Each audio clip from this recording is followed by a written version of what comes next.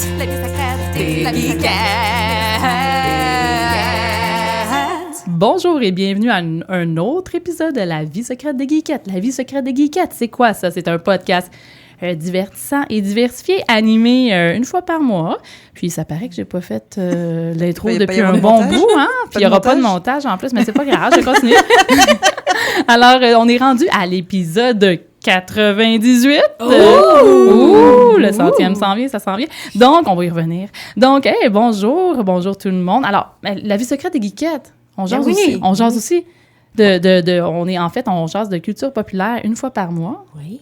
Mais on jase aussi de plein d'autres affaires. C'était le plus long intro avec aucun montage que je me suis trompée. Alors, bonjour tout le monde. Je m'appelle Fanny Grégoire. Je serai votre animatrice pour cet épisode 98 de La vie secrète des geekettes. Je suis en compagnie de mes animatrices. Je vais commencer. Surprise, à ma droite. Haha! Oh! Eliane, étais-tu prête? Non, je n'étais pas prête pantoute. Je suis surprise. Tu regardais ailleurs, alors. Ouais. Moi, j'étais sûre que tu allais commencer par en face de toi. Mais oui, bonjour, moi, c'est Eliane. Salut! Allô, Eliane. Qu'est-ce qu'il y a de nouveau dans ce mois de janvier froid, mais pas tant froid, un peu bipolaire dernièrement? Ouais, ben écoute, on fait des activités, des sports d'hiver, des choses comme ça. Puis sinon... La raquette. Du ski de fond, moi. Beaucoup. Ski de fond, okay. C'est surtout le ski de fond. Là, je vais aller faire du patin demain. Pas demain, samedi, là. En fin de semaine qui s'en vient. Donc, au moment où est-ce qu'on... Oui, c'est ça.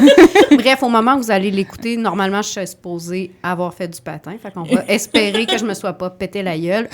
Stay tuned for the rest. C'est quand la dernière fois que tu as fait du patin? L'année dernière. Ah, qu'est-ce que pas si longtemps on parle. Non, mais il n'y a pas vraiment d'enjeu, là, en fait. Non, ça va, non, mais c'est parce que c'est du patin sur la patinoire à mon père, où est-ce qu'il aime ça qu'on joue au hockey, puis que moi, je joue... Je suis vraiment pas si bonne que ça pour patiner avec des patins de filles, avec des petits crochets là, en avant. C'est à suivre. Moi, je veux que tu nous reviennes avec un tous mes membres. Tous tes membres, entre autres, oui. Bien, merci, Eliane. Alors, je vais continuer la petite ronde du début des geekettes avec... Je la regarde. Salut, Constance. Allô. Moi, vous allez pas me voir faire du patin. Je vais rester cosy à la maison. Ah oui? Ouais. Ah non, moi, j'adore. C'est ça que j'aime l'hiver, là. C'est vraiment l'espèce de petit côté cocooning, rester tranquille, au chaud, flatter le chat, avoir comme un film qui joue, puis attendre que le chum arrive. Puis là, c'est flatter le chat et le chum. Oh! Lequel est le plus doux? On le saura pas. Sûrement le chat. Oui. Bon, ben merci, Constance. Puis qu'est-ce que tu as fait dernièrement? Pas grand-chose. En fait, j'ai recommencé le travail autonome, donc j'ai des contrats d'illustration. Tout va bien. Avis aux gens qui écoutent, qui ont besoin de graphisme. Si vous avez besoin de services de graphisme ou d'illustration, demandez à Constance, elle est disponible. Où est-ce qu'on peut te rejoindre, Constance? Ben, mes réseaux sociaux, c'est un peu partout, c'est Guédille_poulet. Fait que je pense que si vous écrivez mon nom ou ça à quelque part, vous allez avoir votre réponse. C'est bon. Puis moi, je vais mettre tout ça dans les show notes de l'épisode, évidemment. Alors, on va continuer la ronde du mois de janvier avec Lulu. Allô, Lulu? Allô. C'est... Bonjour. T'as-tu encore ta même voix grave que la dernière fois? Parce que la dernière fois, là, il me semble que t'avais un espèce de rhume, justement, puis tu parlais comme ça. C'était peut-être. Mais là, quand même, dans ta voix, quand c'est Fanny Ardant. Non, elle a voulu avoir une petite voix sensuelle. C'était raté. Comment ça va, Lulu? Bon, ça va. J'ai fait une sieste, fait que tout va bien. Je rêve. Je me rappelle pas la dernière fois que j'ai fait une sieste. Comme depuis que j'ai un enfant, c'est difficile, ma vie. Mais lui, il en fait des siestes. Oui, mais pas moi. C'est ça l'affaire. C'est que je suis juste comme... Tu sais, comme, je veux juste faire toutes les choses que je veux faire que je peux pas quand il est réveillé. Ouais. Donc, c'est ça, quand le bébé dort ou quand l'enfant dort, c'est le temps de faire plein d'autres affaires. Comme des podcasts. Ben oui. Puis Lulu, qu'est-ce qui se passe dans ta vie? Pas grand-chose. Métro, boulot, dodo, sieste. Dodo. Qui est quand même sieste, bien. Dodo. Oui, c'est quand même bien. Ouais. Je veux pas sieste, me dodo. Fait que métro, boulot, mollo. Oui. Très mollo. Là, je viens de me rendre compte, ça fait longtemps que j'ai pas fait l'animation et je vous ai pas demandé c'était quoi vos chroniques. Donc, mais on va continuer, c'est pas grave. Ça sera le mystère, écoute. On va en parler à un moment donné. C'est ça. Écoute, vous allez entendre une chronique passer. Là. Ben, écoutez, c'est écrit dans le titre de toute façon. Fait que les gens ont une petite idée quand même. Ben, on venait ici pour faire des chroniques? Ben oui. Je pensais qu'on venait juste ici pour manger des Doritos. Des Doritos qui nous ont été donnés d'ailleurs par Bonichois Neveu de la Verlechère. Merci, oui, Alex. Merci, Alex. Alors, ça va être délicieux, tout ça. Et sur ce, je crois qu'on va enchaîner avec les nouvelles des geekettes. Ouh.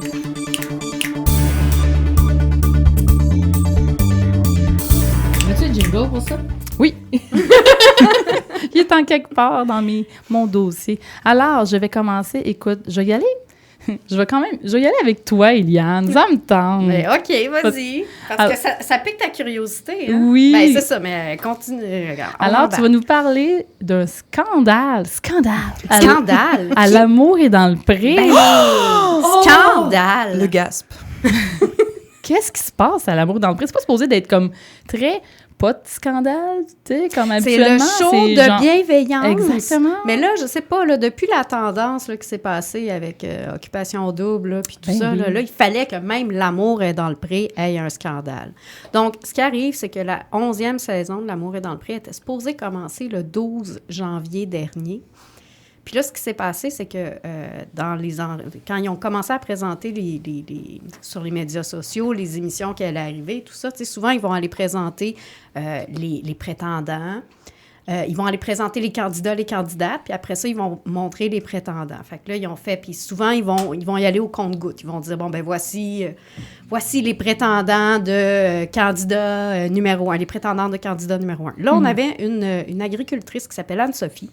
Et puis là, il y avait une présentation de ces candidats, ces prétendants. Puis là, il y a eu un tollé sur Facebook parce qu'il y a eu plusieurs filles qui se sont plaintes d'un de ces participants-là, un de ces prétendants-là, qui serait un type harcelant. Oh my God, OK.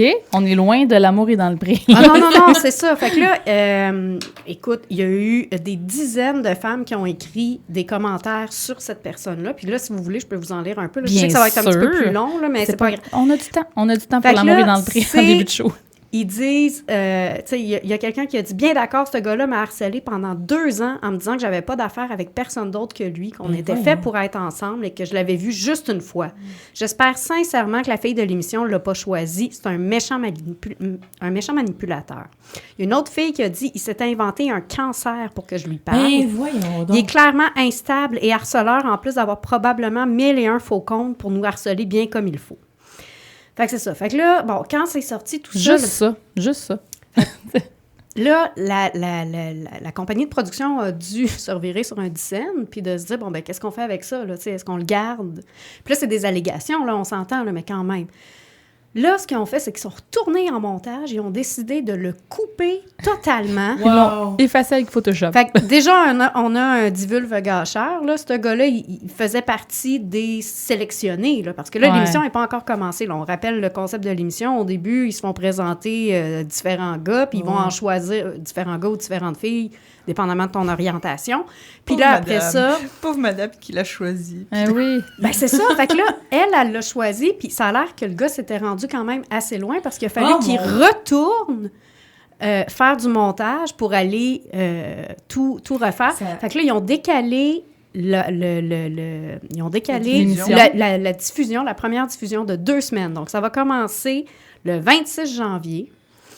Et voilà. Puis là, ben après ça, pour toi, Fanny, qui a déjà travaillé dans le milieu de la télé, tu te dis, mais mon Dieu, mais qu'est-ce qu'ils font avec les 2 semaines? Parce que là, ils commencent 2 semaines plus tard. Hey, heureusement, ils ont été vraiment chanceux parce qu'il y avait une émission spéciale qui avait été tournée avec Catherine Levac, ça s'appelait Catherine à la ferme, où est-ce qu'elle recevait de ses amis du milieu artistique pour leur faire vivre des aventures dans un milieu fermier.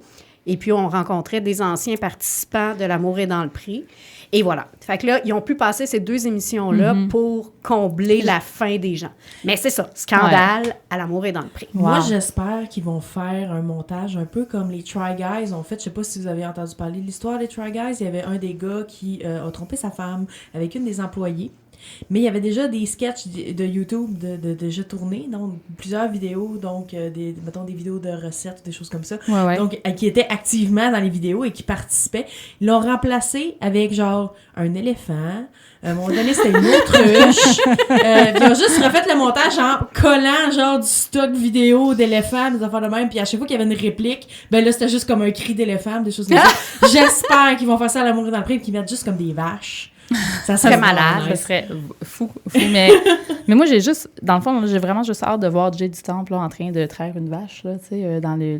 Parce qu'il va l'avoir comme invité. C'est lui qui anime ça? Non. Comme elle a dit qu'elle va inviter. Parce que mon gag, il est mal fait. Mon delivery est pas bon, mais je pense que mon gag est quand même pas pire. Qu'est-ce que t'en penses, c'est bien? Dans le fond, ça serait... Je pense que ça serait... Ton rêve, ça serait de voir un crossover entre... En fait, c'est le fait qu'il y ait eu un scandale, là, ça t'a fait penser à un crossover. Double à la ferme, dans le fond. Non, mais en fait... Faudrait. Je pense qu'on a besoin de ça. Mais là, Jay du Temple a quitté officiellement. Oui. Fait qu'on peut plus, ça peut pas être lui. Écoute, peut-être que ça va être lui le prochain animateur de L'amour est dans le prix, qui sait? Vous l'aurez entendu. Oui, c'est elle qui l'anime. Je pense pas qu'elle a l'intention de partir. Tout est dans tout, c'est pour ça, tout ce monde-là, en humour. Moi, je connais trois personnalités québécoises. Je connais Jay du Temple, Catherine Levac et Rémi Girard. Fait que là, OK, on s'entend. Fait que là, excusez-moi, mais... Le range! Fait que moi, j'attends une télé-réalité avec ces trois personnes-là. Pardon. T'es pas une milléniale puis tu connais pas Véronique Cloutier. J'ai vu qu'il y avait un sketch dans le Bye Bye, mais là, je disais rien parce que je savais pas c'était qui. Alors... J'ai cru comprendre que c'était une personnalité de télé très connue. Oui, vraiment. Hyper connue. Vraiment comme un très grand succès des années 90. C'est comme la... C'est comme la Michel Richard de notre époque, mais même Michel Richard, tu saurais pas c'est qui. J'ai entendu son nom, mais je sais pas à quoi elle ressemble, Michel Richard. Es-tu blonde? Oui. Elle ressemble à une vieille Véronique. Mais moi, ça me fait... Ça m'aide pas. C'est vrai un peu quand même. Très drôle ça, Eliane. Hey, parlant de vedette, on va aller avec la prochaine nouvelle. Je vais aller avec Constance. C'est Constance la vedette. Ouais, c'est moi la vedette, mais j'ai pas de nouvelles à propos de moi. Mais en fait, moi, je voulais vous parler de la phase des internets parce que vous avez dû voir ça passer. N'importe qui est dans le monde du streaming, qui connaît un peu Twitch, a entendu parler de la phase des internets. Mais on se questionnait à savoir tantôt, en début d'émission, c'est quoi? Ouais. Mm-hmm. Donc, j'ai fait ma petite recherche, puis Pince Stat avait quand même fait un bon dossier sur ce qu'il y en était, parce que, dans le fond, les champions ont été sélectionnés la semaine dernière. Donc, les champions de quoi? Les champions de la phase de l'Internet. Okay. Dans le fond, j'explique le concept. Oui. OK. Dans le fond, explique ça pour les nuls. La phase d'Internet, c'est l'Auto-Québec qui, à chaque année, sélectionne des streamers de plusieurs avenues différentes afin de participer à une espèce de colloque à Montréal. Donc, ils se font payer, dans le fond, l'hôtel, puis le trip, tout logé, nourri, tout le kit. Et, dans le fond, ils ont une série, dans le fond, de cours, je dirais sur, dans le fond, comment optimiser leur chaîne, comment améliorer leur contenu et comment devenir les meilleurs streamers du Québec. Donc, rien de moins. Non, c'est ça, rien de moins. Et c'est quand même une compétition qui est importante, je crois, parce que justement, je pense qu'on est à la 3e ou 4e édition. Ouais. Mais les gagnants d'autrefois, est-ce qu'ils ont réussi justement à updater leur game? Percer sur l'Internet. Oui. Les Internets. Je m'excuse. C'est mondial, l'Internet. Hein? Continue, Constance. Oui, mais c'est ça, dans le fond. Donc, ils ont une série, dans le fond, de cours et de coaching qui sont offerts par d'autres streamers qui sont très réputés. On a entre autres Valérie Lévesque, qui est quand même nouvelle sur Twitch parce qu'elle était sur YouTube Gaming avant. Donc, je savais pas ça. C'est ça, nouvellement sur Twitch, Valérie Lévesque. Il y a le Burgie qui est dans les coachs. Charlène, que je ne connaissais pas. Carlito, très connu, streamer de variété. Et donc ça, c'est les 4 coachs et probablement que justement, ils ont des invités spéciaux, des choses de même durant la fin de semaine. Et pendant les dimanches, c'est possible sur la chaîne de l'Auto-Québec, je crois, de participer et d'avoir, dans le fond, des émissions spéciales à la phase des Internets. Et là, je voulais vous parler des champions qui ont été sélectionnés. Ça va vraiment dans toutes les avenues. Il y a eu, je vais vous donner les noms, je sais pas si vous les connaissez, mais il y a Bastien Art. Ça m'a... Évidemment. Lulu, ben oui. Vous voyez pas Lulu, mais elle fait un signe. Oh, bien sûr. Il y a Beth Lam, qui est streameuse de variété. Bobly Marie. Canlo TV. qui, dans le fond, aussi... c'est l'intelligence d'affaires. C'est un streamer de business. Oh, intéressant. C'est vraiment intéressant. Charret, que je connaissais pas. Jean, de son prénom? non, pas celui-là. Il n'y a pas de nom, c'est juste son nom de famille. C'est juste Charret. Ça aurait pu. Florea, Jean-Simon Lapointe. Il y a juste Nana... Liz N. Stream. Je m'excuse s'il y en a que je prononce mal le nom. Mordred, qui est mon ami. Allô, Mordred. Mordred, je suis comme, yes, let's go, tu vas être mon champion. Petite Tannante aussi, que je connais un peu. Et, excellent nom, ça, je trouve. Xatu Fox, que je ne connaissais pas non plus. Donc, ça, c'est la sélection de 9, 10, 11, 12 streamers. Donc, à ce moment-là, il va y avoir, à la fin, dans le fond, de ces semaines-là de formation, il y a des gagnants qui vont être déterminés, je pense, le 22 février. Donc, à ce moment-là, on va avoir nos grands champions du stream qui vont avoir probablement plein de cadeaux puis plein de gogos de l'Auto-Québec. Puis, je leur souhaite la meilleure des chances. Honnêtement, j'aimerais ça comprendre tellement plus. J'étais allée sur le site de l'Auto-Québec puis c'était tellement pas clair. Puis je me dis à tous ceux-là qui ont participé et qui ont envoyé leur candidature, il y en a vraiment eu beaucoup cette année. Ils ont eu un nombre record de participation. Super. Tous ces gens-là devaient être aussi confus que moi. Fait que bravo à ceux qui ont réussi à s'en sortir malgré la confusion. Bravo à ces 12 champions-là. Puis je vous souhaite la meilleure des chances. Ben oui, bravo. Je vais faire une petite parenthèse. Je trouvais ça drôle parce que les noms de streamers, souvent, c'est des noms drôles de noms quand même. C'est leur username. Mon nom de streamer, c'est Geddy Poulet. C'est ça. C'est comme une loi non écrite que ça peut être un peu n'importe quoi. Mais c'est un peu comme un nom burlesque, tu sais. Tu peux prendre ton nom burlesque puis comme, tu sais, faire du stream. Je faisais un lien avec toi, Lulu. Mais... Lulu pourrait streamer. Ben oui, tu pourrais streamer. Oui, vous pouvez participer à tous mes streamings sur... j'allais dire Valérie Cloutier. Fait que ça parle bien. Véronique Cloutier. Ouais, un mix entre Valérie Lévesque. Oui, c'est ça, j'ai vu Valérie Lévesque. Mais tu sais, Fanny, ça me fait penser justement... je parlais avec Mikey G. Ben oui. Contre-attaque aujourd'hui. Puis justement, toi, tu pourrais être Fanny G, là. J'y ai pensé, mais je pense qu'on va nous confondre les deux. Ils vont m'appeler Madame G. Fanny G Geekette, là. Fanny G. J'avais pensé Fanny Geekette, mais on en reparlera. C'est peut-être pas pire, ça. Je vais y penser à mon nom, parce que j'aimerais ça faire... spoiler, j'aimerais peut-être un jour faire plus de streaming aussi, fait qu'on en reparlera dans le futur. Mais sur ce, je vais continuer. On parle de stream et de jeux vidéo. Je vais y aller avec mes nouvelles à moi. De mon côté, écoutez, moi, depuis que là, en ce moment, je travaille dans le milieu du jeu vidéo, ce qui fait que je vais aussi jouer à plus de jeux vidéo, ce qui fait que j'ai des nouvelles de jeux vidéo. Yeah! Donc, première nouvelle, il va y avoir, j'ai vu là, un jeu. En fait, c'est des jeux québécois que je vais vous parler. Il y en a un en particulier, c'est un jeu qui s'appelle Sugar Shack, comme Érablia. Ou Cabane à sucre, plus commun comme nom. C'est un jeu de gestion un peu à la Animal Crossing, puis le look fait un peu Animal Crossing. Ah ben là... Puis là, ça, c'est pas sorti encore. C'est de Mad Life, le concepteur du jeu.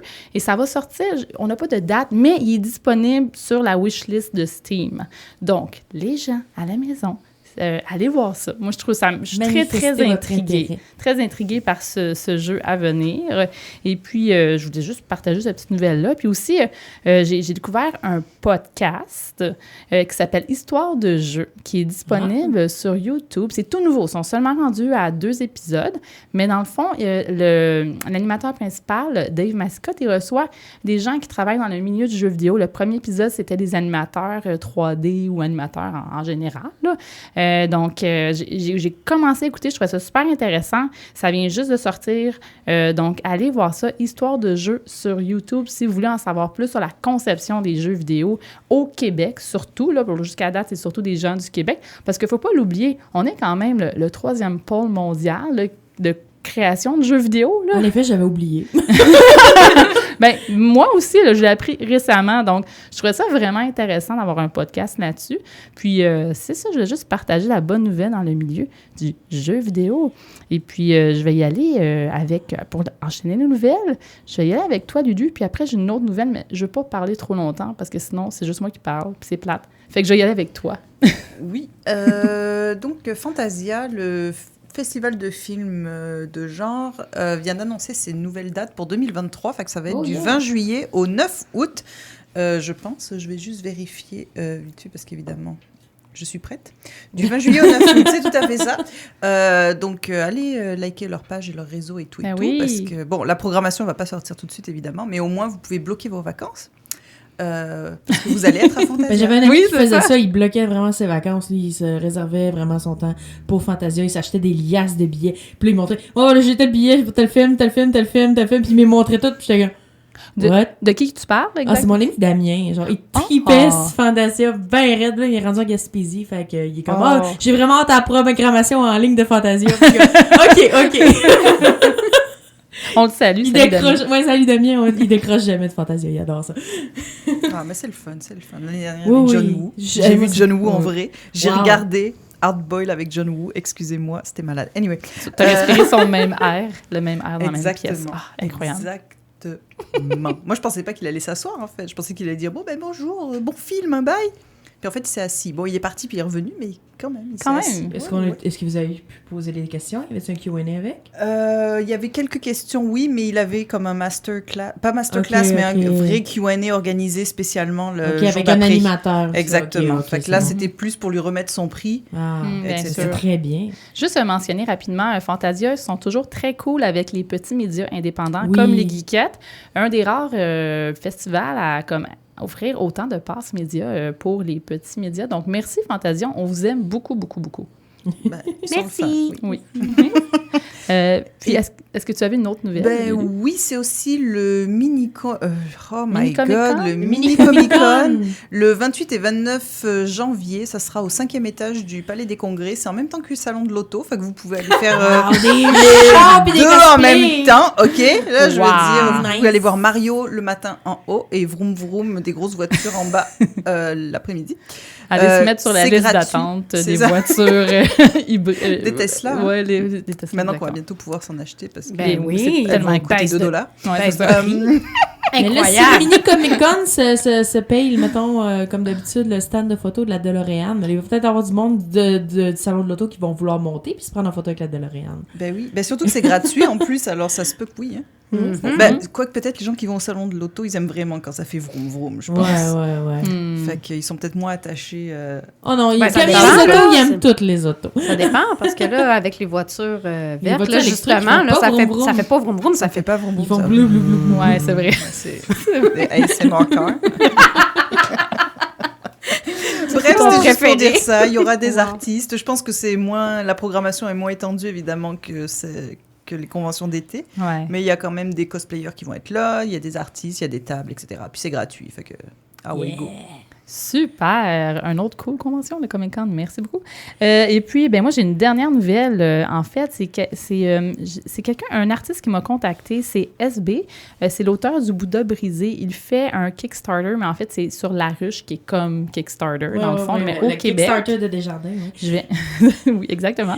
Puis, en fond, je vais mettre le lien dans les notes des Geekettes. C'est pour son nouveau livre, sa nouvelle bande dessinée, en fait, Soul Sister. C'est une BD qui explore les thèmes du deuil et de la mémoire dans un style d'écriture touchant et intimiste. Donc, voilà. Je voulais juste partager cette nouvelle-là. Je trouve ça super cool quand les artistes nous contactent avec leur projet de Kickstarter ou autre. Je vais répéter le nom. C'est Soul Sister, créé par SB, et le lien va être dans les notes. Oui, puis je tiens à dire aussi que c'est important pour, si vous voulez justement encourager les artistes locaux, puis justement, vous avez l'occasion avec des événements, des choses comme ça, des Kickstarter, de vraiment pouvoir comme financer directement la personne. Ça passe pas par les maisons d'édition, ça passe pas par comme une machine derrière eux autres. Comme les revenus, ça lui revient dans ses poches à lui. Fait que ça vaut vraiment la peine, honnêtement. Là. Si vous avez l'occasion de faire du sociofinancement avec des artistes que vous aimez, faites-les. Toujours une bonne chose, effectivement. Ouais. Merci, Constance. Donc, ça termine nos nouvelles des Geekettes.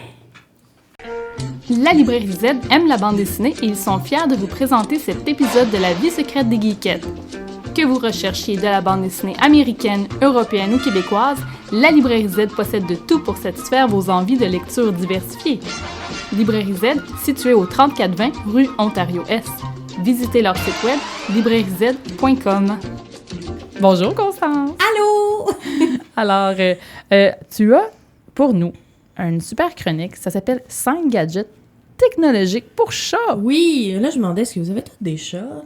Moi, j'en ai. J'avais un chat. Oh, elle aussi est partie! Oh non! C'est correct. J'allais pleurer dans un coin. Mais oui, ma chatte... Je vais dédier cet épisode à ma chatte Morgane. Je vais mettre des miaulements de chat à la fin. Okay. Mais oui, Morgane qui nous a quittés. Elle avait 15 ans, à peu près. Elle a eu une très belle vie. Très, très belle vie. Et puis, c'est ça. Je l'aimais beaucoup. Oui, je l'aimais beaucoup. C'est correct, ça. Je vais m'en remettre. Ouais. Lulu, t'as-tu un chat? Non, juste un chum. Ouais. Moi, dans le fond, c'est venu avec une conversation avec Eliane, parce que t'as acheté un feeder automatique, je pense, pour ton chat. Exactement. Oui, parce qu'Eliane a un chat. La réception, c'est bon? Minou, il aime ça? Ou... Et j'ai pas fini de le tester parce que la problématique, là, j'avais le choix entre la version manuelle ou bien la version Wi-Fi. Puis je me suis dit, mais quelle bonne idée d'aller chercher le Wi-Fi parce que la version Wi-Fi, je peux, si je suis à distance, au moins, je vais recevoir une notification comme quoi mon chat a été nourri. Puis moi, j'ai acheté ça parce que ma chatte, elle a pris 1/3 de son poids depuis l'année dernière. Elle est passée de 9 livres à 12. Fait que la toutoune, fallait qu'elle se mette au régime. OK. Fait que là, c'était ça l'idée, là, d'y donner des portions et tout ça. Mais l'affaire, c'est le Wi-Fi. Là, le Wi-Fi, ça fonctionne sur le 2.4. Je l'avais c'est compliqué. Il faut installer le 2.4. Après ça, tu t'installes ton truc. Après ça, tu peux le remettre en dual avec le 2.4 puis 5 gigas. C'est ça. Puis j'avais ça avant. Puis là, ça a l'air que ça fonctionne plus. Fait que là, je sais pas trop quoi faire. Fait que là, c'est bloqué. Mais... l'affaire fonctionne bien. Puis là, si tu me permets, je veux juste dire c'était quoi ça. Puis je pense qu'on en avait parlé. Je pense que je vous avais envoyé la vidéo aussi, les filles. C'est que le gadget qui allait avec, mais est-ce que tu en parles? Je veux pas te spoiler. Non plus. Je sais pas. Mais l'affaire qui allait avec le feeder, c'est que tu peux enregistrer. Ça, t'en parles-tu? Oui, OK, c'était dans le fond enregistrer la voix. J'ai des options. J'ai des gadgets qui ont des features semblables. Fait qu'on peut... continuer la discussion là-dessus. Mais dans le fond, c'est ça, moi, je suis allée vraiment faire le tour, dans le fond, de voir qu'est-ce qui étaient les nouveautés technologiques pour les animaux, parce que je me suis dit, mon minou, j'adore mon pumpkin, OK? Honnêtement, faut que n'importe qui me suit sur les médias sociaux, vous savez que 50% de mon contenu, c'est pumpkin. C'est vraiment un problème. J'aime vraiment beaucoup mon chat, mais c'est drôle parce que ton chat est 12 livres, moi, il est rendu à 17. Mais un gros minou. C'est un gros minou. C'est pas parce qu'il mange trop, c'est parce qu'il est fait grand. C'est un Sibérien. Je suis allée chercher un chat de race qui est connu pour être très grand. Mais non, c'est ça. Fait qu'à ce moment-là, je me suis dit, qu'est-ce que je pourrais acheter comme gâterie pour mon chat? Parce que justement, j'aimais l'idée de la nourriture automatisée. Mais j'étais comme, j'ai pas vraiment besoin de ça parce que j'étais à la maison en tout temps. Mais fait que j'ai commencé à faire ma petite recherche. Puis là, je suis tombée, dans le fond... tout d'abord, avec l'affaire que j'ai trouvée le plus insultant de ma vie. C'est le Little Robot. Dans le fond, c'est... je sais pas si vous avez beaucoup d'influenceurs dans votre Instagram, mais c'est quelque chose qui est très populaire au niveau des influenceurs. Puis c'est une espèce de grosse boule gigantesque qui est montée sur une litière pour chat. C'est magnifique. Le chat fait ses besoins dans la grosse boule. Et quand il sort de là, automatiquement... la boule se met à tourner et là, ça devient comme une passoire et les résidus passent, dans le fond, la litière passe au travers les grains, il ne reste que les cacas et les cacas s'en vont dans un autre réceptacle. Tamis à marde. C'est vraiment, oui, c'est un tamis à marde, voilà. Et c'est bien dit. Je trouve vraiment que c'est l'affaire la plus stupide au monde. C'est complètement inutile. Ça doit puer un peu. On s'entend que une litière, tu fais ça, c'est 2 minutes d'une journée. Si t'es lâche, t'attends 3 jours, puis là, ça prend 7 minutes. C'est pas long. Puis là, j'ai commencé à faire des maths. Je suis pas très bonne en maths, mais quand il est question d'affaires complètement inutiles, faut que je comprenne combien d'argent que je mets là-dedans, puis genre, ça vaut la peine. Fait que là, si on prend le modèle haut de gamme, il est évalué à 700$ US. C'est-à-dire 937,96 canadiens. Donc, j'ai fait le calcul. Non. Ça te fait combien la minute, ça? C'est ça, là. En ce moment, c'est comme 2 minutes de scoop. Ça équivaut à, mettons, 30 jours par mois. Fait qu'on a un salaire minimum, mettons, à 14,15. On va... Oui. Puis, donc, ça fait 24 cents la minute. Fait que là, on est rendu à genre 48 cents aux 2 minutes, genre. Fait que là, pour rentabiliser la litière, il faut l'utiliser pendant 67 heures. Donc, 4020 minutes, c'est-à-dire 2010 jours, donc 5 ans et demi de pelletage pour que ce soit rentable au niveau de la machine. C'est sûr qu'elle brise avant. C'est sûr qu'il y a de l'obsolescence. C'est sûr qu'il y a de l'obsolescence programmée. L'obsolescence. Ce mot-là. Ouais. Bref, c'est ça. C'est comme, honnêtement, je comprends maintenant pourquoi c'est juste des influenceurs qui l'ont. Ils se font donner. Puis ils l'utilisent. Ils sont comme, mon chat, il aime ça, la laitière. Mais c'est comme, il n'y a pas personne qui met une scène là-dessus. Là. C'est pas rentable. Donc ça, c'était mon premier rent. Tu sais, je pense 200 $, ça aurait été... On y pense. Mais c'est ça, le plus bas modèle est 400... C'est ça, 1000 $ pour une litière à chat US, qui roule les boules mais de si c'est un tamiseur à marde, tu peux le faire toi-même. Parce qu'en même temps aussi... au Dollarama. Ben oui. C'est qu'avec le caca du minou, tu sais l'état de santé, si tu le vois même pas, parce que tu prends même pas la peine de se couper dans la litière, tu sais même pas si ton chat, il va pas bien, tu sais pas si ce qu'il mange, ça le rend malade, t'es au courant de rien, là. Parce que tu vois pas son... c'est important. N'importe qui fait la litière va savoir. C'est assez simple. Oui. Mais non, c'est ça. Fait que le premier gadget passe pas le fait que ça passe pas, OK. Non, vraiment pas. Ensuite, il y avait les trackers de minou. Ça, pour les gens qui ont des chats qui vont à l'extérieur, ça va être quand même quelque chose d'intéressant. Mais la technologie est pas encore là. Je sais pas pourquoi, mais quand tu regardes les trackers de minou, c'est des gros appendices que tu les accroches. C'est trop gros. C'est gigantesque. Mais ça, je pense que c'est quand même pas pire que ça soit si gros. Parce que le nombre de fois où est-ce qu'on voit des posts de personnes qui vont dire « Ah, ce chat, il semble perdu et tout ça. » Ah, ça, c'est sûr. Si on va sur là, s'il y a ça, quartier, oui. Ouais. C'est sûr que là-dessus, on sait qu'il appartient à quelqu'un, il n'y a pas de doute là-dessus, mais tu sais, c'est en même temps, s'il reste pris, par exemple, dans une clôture, quelque chose comme ça peut être un problème aussi. Effectivement. Fait qu'à ce moment-là, je me regardais s'il y avait des options qui étaient plus petites. Il y aurait l'autre option qui est de se pogner un Apple AirTag. Oui, il y en a qui font ça. C'est ça, qui est genre... Puis je calcule encore une fois au niveau des prix, parce que je suis gratine de même. Mais tu sais qu'un AirTag, c'est genre 40 $. Le gros collier que je parlais tantôt, il est 70$. Fait que là, si t'achètes, dans le fond, un AirTag à 40 $, plus un support AirTag, donc un collier qui supporte le AirTag, le support AirTag, il est 18$ sur Amazon. Fait que là, tu t'en sers quand même à genre 58$ au lieu de 70$ pour avoir quelque chose de plus petit et plus confortable pour le minou. Fait que, encore une fois, c'est un peu compliqué. Fait que c'est pas ça que Pumpkin va avoir en cadeau. Ensuite, il y avait les caméras. Ça, c'est quelque chose que je trouve vraiment intéressant parce que moi, j'ai eu une bad luck au printemps passé. Pumpkin a été porté disparu pendant que j'étais partie en voyage à Vancouver. Et il était pas disparu pantoute finalement, il était dans le garde-robe. Mais il était pas chez moi, donc il était dans le garde-robe de la personne qui le gardait. Donc ça a fait que, en panique, je me suis racheté un billet d'avion, puis je me suis revenue à la maison après genre 36 heures à Vancouver. Fait que je me suis ruinée, mais je me dis si Pumpkin était resté à la maison, puis si j'avais pu continuer de parler avec lui, puis avoir un peu de communication, puis voir ce qu'il fait dans la maison, ça aurait été probablement moins problématique.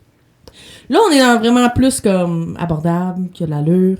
Je dirais qu'en moyenne, mettons, on a des webcams à 50 $ qui fonctionnent par Wi-Fi, que tu peux connecter avec une application qui fonctionne bien. Alors, des compagnies chinoises quelconques. Tu as aussi des compagnies qui sont vraiment comme faites pour les animaux, qui là vont pouvoir permettre de, par exemple, acheter des petites gâteries. Genre, ça va juste comme les garrocher. Il y en a une aussi, le Pet Cube, qui est comme 391 $ pour le Pet Cube Play 2, qui lui vient avec un pointeur laser. Oh! Puis ça, Pumpkin, il aimerait ça. Puis là, à ce moment-là, c'est ça, en plus, t'as vraiment le tracking d'animaux, il détecte les sons, si, mettons, ton chat, il y a des miaulements bizarres, puis là aussi, ça peut t'avertir, et puis là, je sais pas pour ce qui est du Québec, tout ça, mais il y a moyen, dans certaines versions, de pouvoir communiquer en direct avec des vétérinaires. Donc, avec un abonnement mensuel, tu peux avoir un contact avec un vétérinaire. Fait que, ben là, mon chat, il est bizarre, puis je suis à l'extérieur du pays. Télémédecine pour animaux. C'est ça. Qu'est-ce qu'il faut que je fasse? Blablabla. Fait que, je trouve que ça peut être quand même intéressant. C'est sûr, je n'irai pas avec la formule d'abonnement. Mais dans l'idée que je repars en voyage, ça risque d'être quelque chose de... Une option. Ouais, une option viable. Ouais. 4e, les amis robots. Là, il y avait deux affaires que j'ai trouvé vraiment intéressantes. Tu as le Skyme Owl Robot, qui est 200 $, que c'est une espèce de cylindre en forme de hibou. Puis le petit cylindre, il se promène, puis tu peux l'utiliser téléguidé avec ton téléphone à distance. Puis il lâche des petites boules, des petites gâteries de temps en temps, fait qu'il peut jouer avec les animaux. Mais là, je me disais, ça, c'est quelque chose, par exemple, que je sais pas, tu sais, c'est comme, il peut pas se déplacer de façon comment je peux dire... Autonome? Non, pas de façon autonome, ça c'est sûr. Puis en plus, c'est comme... D'un coup, qui est viré sur le côté, il peut plus bouger pantoute. Mm-hmm. En tout cas, il y avait ça qui clochait un peu. Puis il y avait le Ebo Pro qui est $300. Qui, lui, dans le fond, c'est un petit robot qui est gros comme une balle de tennis. Puis c'est un peu comme... Là, lui, il est vraiment plus comme un... comme les robots balayeuses, là. Tu sais, il est vraiment comme capable, comme un Roomba. Pourquoi t'achètes pas un Roomba? Ben, c'est ça. Parce que les chats ont peur des robots. Ouais, c'est ça. Lui, il est pas bruyant. C'est ça la différence. Un Roomba, il passe, il fait... Mais là, le petit robot, il est quand même silencieux. Puis tu peux, en fond aussi, ils sont vraiment faits pour jouer. Fait qu'ils sont faits pour se faire décalisser par le chat. Tu sais, le chat, il peut arriver, il sacrer des coups de patte, tu peux y mettre une petite plume sur le dessus de la tête, puis il se promène avec la petite plume. Puis tu sais, c'est cute, mais tu sais, encore une fois, quelle est l'utilité de ça? Parce que, à part être un jouet. Si t'as un chat à la maison, t'es censé être à la maison pour t'occuper de ton chat de temps en temps. Mm-hmm. T'es pas censé être tout le temps parti. Tu sais, je trouve que l'idée d'avoir un animal de compagnie, c'est de passer du temps avec cet animal-là, c'est d'avoir de la compagnie. Et de lui procurer de la compagnie aussi. C'est mutuel, là. C'est quand même... Oui, mais depuis le retour forcé au travail de milliers de travailleurs avec la fin du télétravail... Et puis là, on a entendu parler il y a beaucoup d'abandons. Puis... des abandons, mais il y a aussi, tu sais, il y a quand même...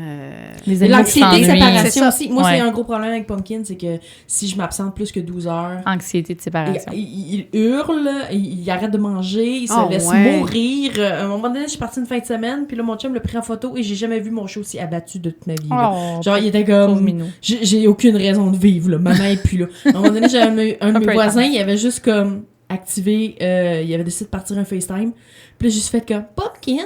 Puis là, la face, il a complètement changé. C'est comme maman est à la maison. Puis là, il était heureux, là. Mais c'est vraiment comme, il fait de la grosse anxiété de séparation. Puis au point que si justement je pars plus que 24 heures, si je suis partie à 48, 72 heures, je reviens à la maison, il m'attaque.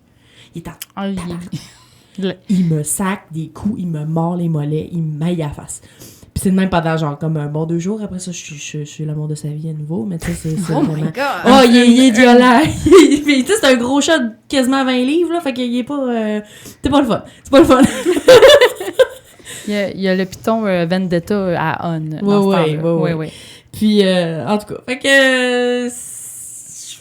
je suis quand même là pour lui. Fait que je me dis que justement, aller trouver une petite bébelle ou quelque chose comme ça. Ça peut valoir la peine, quand même. Si je pars longtemps avec une caméra avec un bon speaker qui puisse entendre ma voix pour pas qu'il panique, va dire que ma mère faudrait un robot de toi avec... Tu prends un iPad, tu mets ta face, tu sais, comme... Il y a quelque chose à faire avec ça. Je viens d'avoir une image des Simpsons de quand Homer, il s'absente pendant longtemps, puis que Marge, elle essaie de faire une espèce de grosse marionnette de Homer avec des bras en ballon, puis avec une chaudière sur le dessus de la tête avec la face d'Homer de dessiner dessus. Puis là, la chaudière, elle pète, elle tombe, puis là, elle pète un des bras en ballon. Puis là, les enfants, ils hurlent. C'est exactement ça. Traumatiser mon chat à mort. Puis là, je suis arrivée à mon dernier gadget. C'est pas un gadget technologique. Parce que là, je trouvais tellement que tous les gadgets étaient pas intéressants. Mais là, moi, c'est quelque chose que j'aimerais peut-être avoir. C'est une poussette à Minou. Oh! Parce que j'ai déjà le sac à dos à Minou. Fait que je avec la bulle, là? Ouais, c'est pas une bulle, moi, parce que j'ai pris un sac pour gros chat, mais là, il commence à être trop lourd pour le sac parce que la limite du sac est 18 livres, puis déjà, il est à 17. Fait que t'as fait de défoncer le sac. Mais moi, je connais des gens qui ont une poussette à chat. Ah oui? Oui. Ben, j'en veux une. Ils sortent leur chat, ils l'amènent avec eux dans la poussette à chat. C'est tellement un beau modèle, en plus. C'est un peu difficile de pas juger, je m'excuse, là. Non, mais c'est qu'il reste pas éternellement dans la poussette, non plus. C'est que tu t'en vas dans un lieu qui est plus le fun pour promener le chat. Oui, mais le temps que t'es dans la poussette avec. Oui, c'est ça, tu vas regarder weird pendant genre 5 minutes le temps que tu te rends au parc. Oui, mais faut que tu l'acceptes, tu sais, dans ce temps-là. Avec le sac à dos, c'est moins pire. Avec le sac à dos, je me fais juste regarder avec des grands sourires. Genre, les gens, ils aiment ça. Ils me voient promener avec le sac à dos, ils voient Pumpkin dans le sac. Acceptable. Oui, mais la poussette... La poussette, ça fait t'aimes trop ton bébé, là. Mais j'ai vu une autre option, par exemple, qui était vraiment intéressante. C'est un sac à dos qui se double en carry-on bag. Ouais, ça a plus d'allure. Fait que là, ça, c'est vraiment plus intéressant. Moi, j'aime mieux ça. Moi, je suis pour ça plus. Ça a plus de sens. Parce que la poussette, c'est comme... Ça fait vraiment bébé. Ouais, on se pose... C'est vrai aussi, j'ai vu des madames promener le chien dans des poussettes aussi. Mais on est habitué de le voir, le petit bichon. Mais le pire, c'est que je suis sûre que ces gens-là, ils ont leur raison, le chien est c'est vieux des ou problèmes malade. de dos aussi, c'est ça, si toi, si t'es pas capable de supporter ce sac à dos, si toi, t'as besoin de faire sortir ton animal. Ce qu'il y a, c'est qu'il faut juste que t'ailles all-in, quoi. Faut juste c'est ça. Faut l'assumer. Ouais. Tu mets de la fucking guirlande dessus. Exactement. Des trucs comme il y aurait des drapeaux, je m'appelle Pumpkin enchanté, il y aurait tout là dessus. Ah oui. Mais là, oui. Puis là, c'est sûr que tu pourrais pas comme partir au parc puis sans te faire arrêter, les gens viendraient vers toi parce que tu trouverais ça sympathique. Ben oui. Fait que, un gros klaxon, là. Tu as ma bénédiction. Parce que le klaxon, ça fait miau-miau, ça serait merveilleux. Oh my God! Ça existe-tu, sûrement? Ah, sûrement. Je sais qu'il doit y avoir des klaxons électroniques. On a des gens de poulets qui font... Tu sais, quand tu pèses dessus, ben oui, là. Ben oui, les poules qui chantent. Un klaxon de chat. Ouais. Ben oui. Bon. Fait que c'était mes 5 gadgets. Ben merci, Constance. Je risque de m'en tenir à la webcam. Je pense que ça serait le plus pratique pour toi puis pour Pumpkin. Oui, voilà. Qui d'autre que numérique.ca pourrait bien réaliser votre site Web? 2 décennies de développement et de création devraient suffire à vous convaincre. Quel que soit le secteur d'activité ou le budget, notre motivation est la même, celle d'innover et de dénicher le concept qui vous propulsera vers le succès. Pour les budgets plus modestes, nous offrons des sites Web à partir de 750 $. Pour la réalisation d'un projet plus ambitieux ou pour le développement d'applications Web, nos professionnels vous guideront dans votre démarche. Pour en connaître davantage sur nos services, visitez le numérique.ca ou communiquez avec nous au 418-335-0804. Donc, Fanny, tu as, pour nous, regardé le grand retour de Tim Burton. Oh, il y a un de ses grands retours. C'était quoi la dernière chose qu'il avait faite déjà? Je m'en souviens plus. C'est Big Fish? Non, mais non, c'est ben trop vieux. Tout le monde rit de moi. Non, mais attends, là, qu'est-ce c'est la première chose qui m'a poté en... Je sais pas, mais tout ce qu'il a fait m'a déçu depuis 20 ans, avec c'est sûr que j'ai pas... Je me souviens comme pas, j'ai pas fait mes recherches assez longtemps. Mais oui, le grand retour de Tim Burton avec la série sur Netflix, Wednesday. Donc, Wednesday, je fais un lien avec ma chronique précédente que j'avais faite au mois d'octobre. Allez voir ça, là. Celle j'avais parlé de la famille Addams. Oui. Donc, j'ai dit que j'allais sans doute parler de Wednesday. Et là, je le fais un petit peu aujourd'hui. Je parle de cette magnifique. En plus, excuse-moi, je te Non, vas-y, coupe-moi. Ils ont annoncé cette semaine déjà une saison 2. Ils ont fait bien sûr! C'est merveilleux, là. Tout tombe en plein dans le mille, là. C'est parfait. Ben oui. Donc, c'est ça, en gros. C'est quoi Wednesday? Ben, écoutez. On est avec... Je vais vous lire le petit synopsis que j'ai crafté ici, que j'ai composé. Alors, lorsque Mercredi est expulsé de son école après avoir lancé des piranhas dans la piscine de l'école, ses parents l'envoient à l'académie Nevermore. Nevermore qui vient de... Exactement. Edgar Allan Poe avec son fameux... poème qu'on retrouve dans les Simpsons, qu'il y a comme plein de liens dans tout, partout. Donc, c'est ça, c'est un pensionnat un petit peu particulier où est-ce qu'on retrouve toutes sortes d'élèves particuliers, dont des sirènes, des gorgones. C'est comme l'espèce de méduse, là, de personnage de méduse. On retrouve des gens qui n'ont pas de visage. C'est tous des élèves très normaux, tu sais. Donc, elle va se retrouver là. Et c'est là que ses parents se sont rencontrés également. Qui sont ses parents? Morticia et Gomez Addams. Donc, c'est ça. Donc, c'est un petit peu... on renouvelle la licence de la famille Addams, mais on va vraiment miser sur le personnage de Wednesday dans la série. T'avais-tu des questions? Tu me regardes avec un air... c'est juste que, comment je pourrais dire... J'ai mes appréhensions par rapport à l'idée de Tim Burton d'avoir intégré autant de personnages surnaturels. Parce que en fait, c'est pas lui. Il a peut-être sûrement touché à la scénarisation, je sais pas. Mais c'est les créateurs, en fait, de la série. Je les ai notés ici, c'est Miles Miller ainsi que Alfred Gough, qui sont reconnus pour des séries comme I Am Number 4, que je ne connaissais pas. Je ne connais pas non plus. Supernatural, hein? Peut-être que ça dit quelque chose.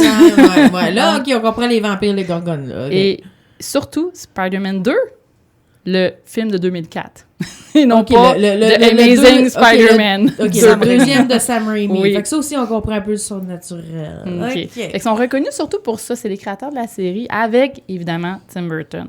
Donc, c'est ça. Est-ce que vous l'avez vu ici, la série? Non. Non, pas tout. Ah!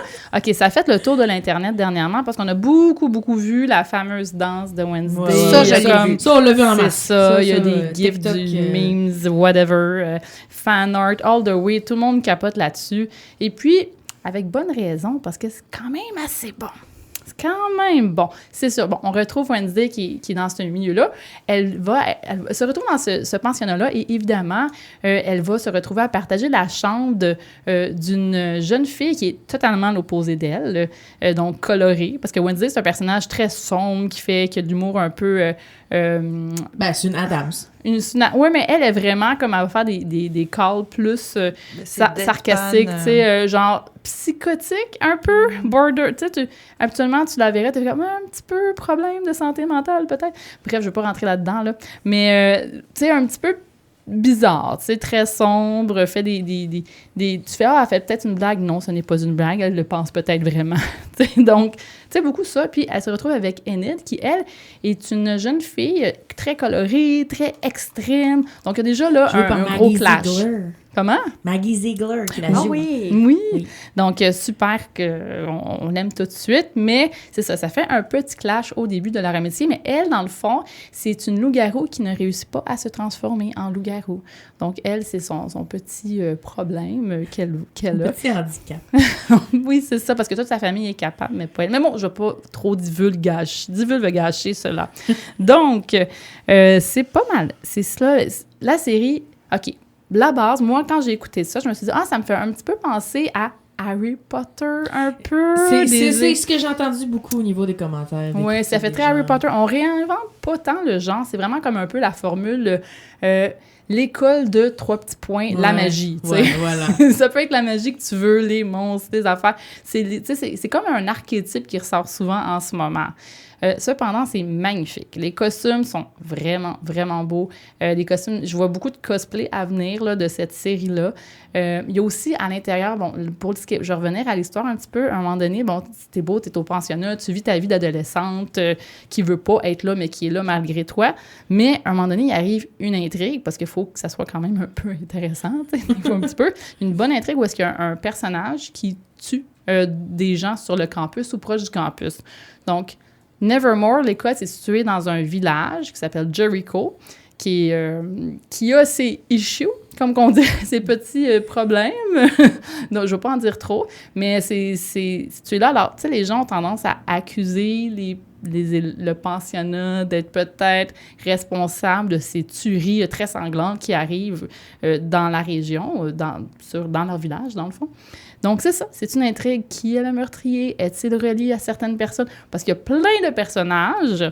Donc, tout le monde peut être un peu accusé. C'est-tu lui? C'est-tu elle? Non, je sais pas. Donc, c'est ça. C'est un peu une intrigue. Comme un Cluedo goth. Comment tu dis ça? J'ai pas compris. C'est comme un Cluedo, mais goth. Genre. Un Cluedo. Clou. Ah oui, OK, un clou. Clou, excusez-moi. Oui, un peu, oui, c'est une intrigue policière, mais un peu policière, là, mais dans ce milieu-là. C'est cet univers-là qui était très Tim Burton, très, tu sais, il y a beaucoup de contrastes, il y a beaucoup, tu sais, c'est très, pas tant coloré, des fois c'est coloré, mais c'est très beau, c'est très magnifique. Faut vraiment voir les images. Moi, j'ai adoré les costumes, je vous en ai parlé un petit peu, là, des costumes, puis voilà. Écoutez, j'ai vraiment été scotchée sur mon écran du début à la fin de la série. J'ai beaucoup aimé, personnellement. C'est rare que... Je pensais pas que... Tu sais, j'étais déjà un peu... j'étais contente de revenir vers la famille Addams, mais c'est pas tant la famille Addams, c'est vraiment ce qu'on sent sur Wednesday. C'est une dépiction de la famille Addams. C'est comme... Je dirais comme... Je verrais ça un peu comme Riverdale, comment que c'est pas Archie, mais c'est Archie. Oui, exactement. Ça fait beaucoup penser à Riverdale. J'ai pensé à ça. Puis aussi, mais c'est ça, on se concentre vraiment sur Wednesday. Il va y avoir des personnages de la famille Addams qui vont apparaître. Je vous dis pas que c'est quoi, mais évidemment, il y en a qui apparaissent. Puis, un autre personnage principal, c'est la main qui se promène dans la famille Addams. Si vous vous rappelez des films, c'est ça. Il est très, très important, le personnage. Donc, moi, en gros, c'est un gros coup de cœur. J'ai beaucoup aimé. Tu sais, c'est sûr que c'est un public jeunesse, young adults. Oui. Donc, ça pas beaucoup pour les ados. Oui, et avec raison, c'est vraiment fait pour eux. C'est vraiment des personnages qui leur ressemblent. C'est très, quand même, mignon et gentil en même temps, même s'il y a des meurtres là, dans tout ça. Là. C'est pas si... C'est des mignons et gentils meurtres. Ça, c'est quand même beau, c'est très beau visuellement. Là. Il y a tout pour plaire. Comparé, mettons, avec Stranger Things, qui est à peu près le même genre de plus public. Horreur, beaucoup plus. Ça. Okay. Beaucoup plus horreur que Stranger Things. Wednesday est plus accessible. OK. Tu sais, j'ai une amie, je crois que sa jeune fille de 13 ans l'écoutait. Mais je pense que la réception est semblable, je veux dire. Stranger Things, c'est plus adulte. Wednesday, c'est vraiment plus young adult. Okay, c'est vraiment plus... c'est un petit peu plus familial, quand même. Moins de drame, plus... c'est sûr que c'est la famille Adams. Ça se veut humoristique. Oui, ça se veut quand même accessible aussi. Oui. Puis, c'est ça. Mais moi, j'ai adoré, sérieusement. J'ai été surprise d'aimer ça à ce point-là. Puis, c'est vraiment un gros coup de cœur. Allez voir ça. Boudez pas votre plaisir. Je boude Tim Burton pareil. Pourquoi tu boudes Tim Burton? Je l'aime pas. Je trouve qu'il est rendu une caricature de lui-même. Genre, c'est vraiment comme... J'ai aimé ses films. Tu sais, je veux dire, les années 80-90. J'adore ses Batman. J'adore... Je trouve qu'il se renouvelle peut-être pas assez, peut-être. Justement, c'est ça, c'est qu'il est devenu une parodie de lui-même, puis quand il s'est mis à avoir ses acteurs fétiches, puis à toujours engager les mains, quand c'était toujours Helena Bonham Carter, puis Johnny Depp, était sa femme. C'est ça. Puis Johnny Depp, puis c'était comme, ça devient répétitif.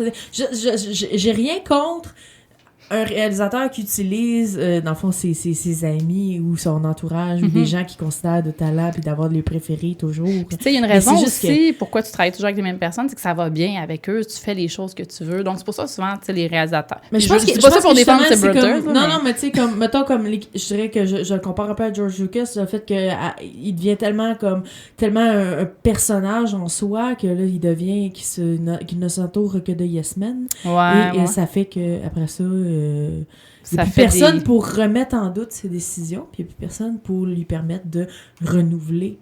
Là, il y a quelque chose, par exemple, qui était positif avec la famille Adams, c'est que les gens lui avaient reproché dans les dernières années de ne pas utiliser de minorités ethniques dans ses affaires, d'avoir juste des castes 100% blancs, tandis que là, c'est probablement la famille Adams la plus accurate qu'il y a eu de l'histoire. Oui, on peut en parler, en fait, de ça, justement. Gomez, la famille est latine, à ce qu'on comprend, justement, là, un petit peu tu sais, Gomez, les enfants se ressemblent aussi. Gomez, d'habitude. Ouais, un petit look, Non, puis il n'a jamais vraiment été handsome non plus dans la BD originale. Non, c'est ça. Fait que, d'avoir on peut en parler, justement. Il y avait eu un petit... bon Dieu, la porte vient de s'ouvrir toute seule en arrière. C'est le fantôme de Tim Burton.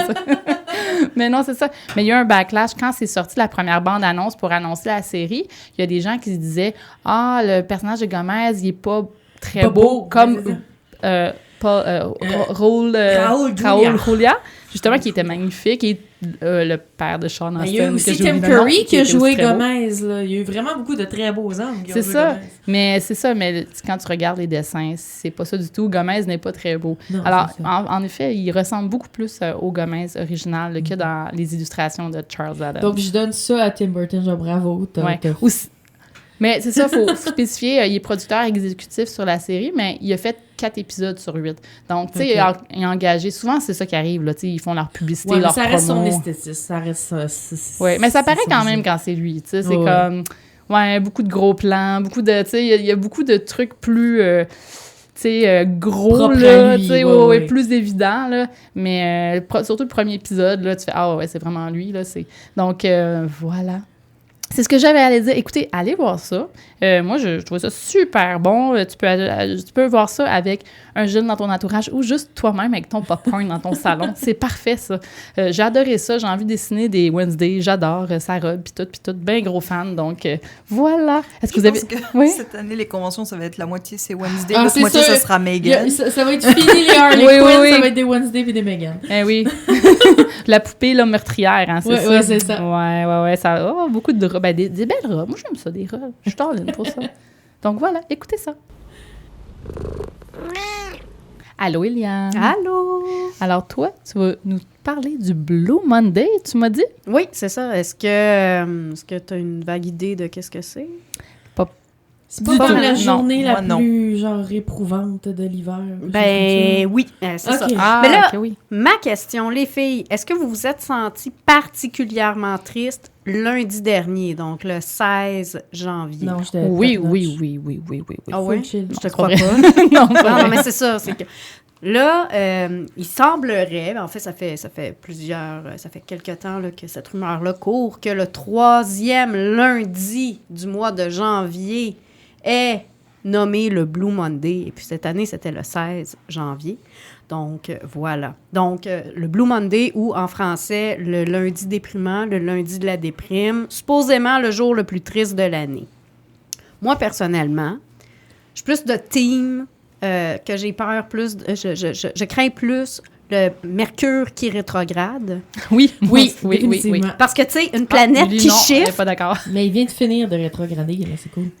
Une planète qui shift... Attends, faut expliquer Mercure OK, vas-y. Justement, c'est ça. Mercure qui rétrograde parce que une planète qui shift une boîte de vitesse manuelle, ça fait peur. Tu comprends? Non, mais Mercure... C'est comme une joke de char, ça, avec une planète. C'est le salon de l'auto, là, écoute. Faut s'y mettre dedans, là. Vroom, vroom. C'est parfait. Merci, Eliane. Merci. Mais c'est ça. Mais tu voulais parler de Mercure qui rétrograde, mais là, c'est quoi Mercure qui rétrograde? C'est un affaire. Un horoscope, c'est vraiment comme... La planète Mercure qui s'en va. C'est comme que... On disait pas vraiment. Sa disposition dans la carte du ciel recule, ce qui fait que tu as une succession de malheurs qui t'arrivent, dans le fond.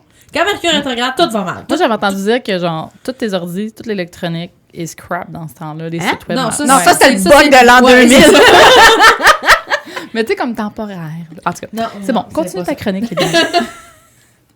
Mais c'est ça. Bon, en tout cas, on va oublier Mercure qui rétrograde. Ça va être une autre chronique. J'ai plein d'anecdotes là-dessus. Lundi dernier, c'était Blue Monday, puis comme à chaque année, on a pu voir des articles qui sont sortis, mais là, vu que je voyais vos yeux de merlan frit, vous aviez pas l'air de savoir c'était quoi, fait que bref.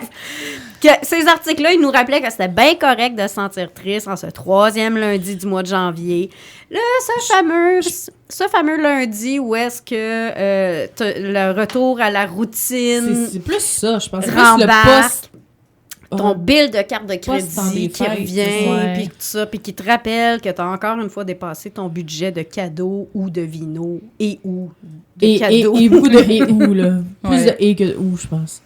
Fait que c'est ça. Fait que là, ceci étant dit, je vous vois, là, les filles, après vos yeux de merlan. Oui, c'est ça, avec nos yeux de merlan. Il y a le questionnement. Je vois que vous les roulez, ces yeux-là, en se disant... C'est pas encore une autre chronique plate qui va nous rappeler qu'on peut combattre le coup de blues en mangeant bien, en bougeant plus, en achetant une lampe de luminothérapie. Ben, détrompez-vous, mes chères geekettes. Pour cette chronique, j'ai fait mes recherches. Puis je vous ai préparé un petit florilège de fun facts sur le Blue Monday. Êtes-vous prêtes? Oui! OK, premièrement, ça commence fort. Le Blue Monday, là, c'est une arnaque publicitaire. Elle savait! Est-ce qu'il faut acheter des trucs bleus? Non. C'est pas la Saint-Valentin. Mais l'histoire là, du Blue Monday, c'est à la base, là, c'est... Là, attends, les origines sont un peu mystérieuses parce que dépendamment des sources que je suis allée chercher, OK, c'est comme... Les sources comme arrivé dans les 10 dernières années? Oui, ça a commencé... En 2005 ou en 2004. Fait que c'est quand même assez récent que là, cette théorie-là est sortie. Et c'était un genre de psychologue et coach genre motivationnel. OK, fait que c'est pas vraiment une étude scientifique, là. C'est ça. Qui s'appelle... C'était Dr. Cliff Arnold. Puis là, lui, il avait été approché par une compagnie. Puis là, c'est là où est-ce que ça commence à devenir mêlant. C'était soit en 2005 ou en 2004. Ça dépend des sources. Non. C'était Sky Travel. Mais là, selon les sources, Sky Travel, c'est soit une firme de voyage ou un poste de télé de voyage, OK? Puis là, c'est ça, cette compagnie-là voulait arriver avec une formule pour pouvoir dire quelle est la journée la plus déprimante de l'année. Et nous, on va faire des promotions pour que les gens puissent se booker des voyages pendant ce temps-là. Je suis flabbergastée. J'avais déjà demandé à Disney World, à l'entrée, à la madame de l'hôtel, et elle me disait effectivement que la période la plus tranquille pour aller à Disneyland en Floride, c'était vraiment la 2-3e semaine de janvier. Donc c'est sûr qu'il y a moins de voyages, tu as déjà dépensé tout ton budget, fait que ça fait du sens qu'on essaie de te vendre un voyage pour te sentir mieux d'avoir dépensé autant. Oh, je t'ai insulté noir. Fait que ça, c'était mon premier fun fact. Mon deuxième fun fact, c'est que c'est basé sur un calcul mathématique bidon. Puis là, je suis en train de le montrer aux geekettes. Il y a beaucoup de lettres avec des plus et des moins, des parenthèses. C'est plus bidon que mes calculs de litière, ça. Là. Oui, mais là, ça me parle. C'est comme d'algèbre, mais... C'est ça, c'est une formule d'algèbre. Fanny, je te l'enverrai, puis si on peut mettre ça sur les médias pour que nos auditeurs puissent le voir. Je te promets rien, mais je vais y penser, mais je te promets. Je vais te l'envoyer, OK? Moi, ça devrait être le titre de l'épisode. Fait que là, mes cours d'algèbre, là, ça date, là, puis moi aussi, tu sais, c'est pas pour rien que j'étais allée en communication, là, les maths, quand ils ont... Moi, là, c'est simple. Les mathématiques, quand ils ont commencé à mettre des lettres dedans, c'est comme les lettres, ça va bien, les chiffres, ça va bien. Mélange-moi ça ensemble, c'est moi qui ai mélangé. Bref. Fait que là, je vous reviens avec ça, là, c'est la formule mathématique qui est sortie, que M. Arnold a dit pour déterminer quelle est... Pour arriver finalement au calcul supposément très scientifique que c'est le 3e lundi de janvier de chaque année, qui est théoriquement la journée la plus déprimante de l'année. Et tout ça, c'est basé sur W pour la température, plus... Déjà, ça part très mal. W pour la température. Weather, c'est parce que c'est en anglais. Ah, weather, c'est pour ça. Oui, mais non, mais alors, température, c'est T. Ah, c'est ça. Oui, mais lui, là, c'est un psychologue, là. C'est pas un mathématicien, non, là. déjà, clairement. Plus, après ça, ton niveau de dette. Fois le temps, fois T, qui est le temps depuis que Noël s'est écoulé, divisé par M, qui est... le T exposant Q. Et le Q, c'est le temps qui s'est passé depuis que tes résolutions de nouvelle année, tu t'es rendu compte que ça n'a pas fonctionné. C'est un échec. Ben là! OK.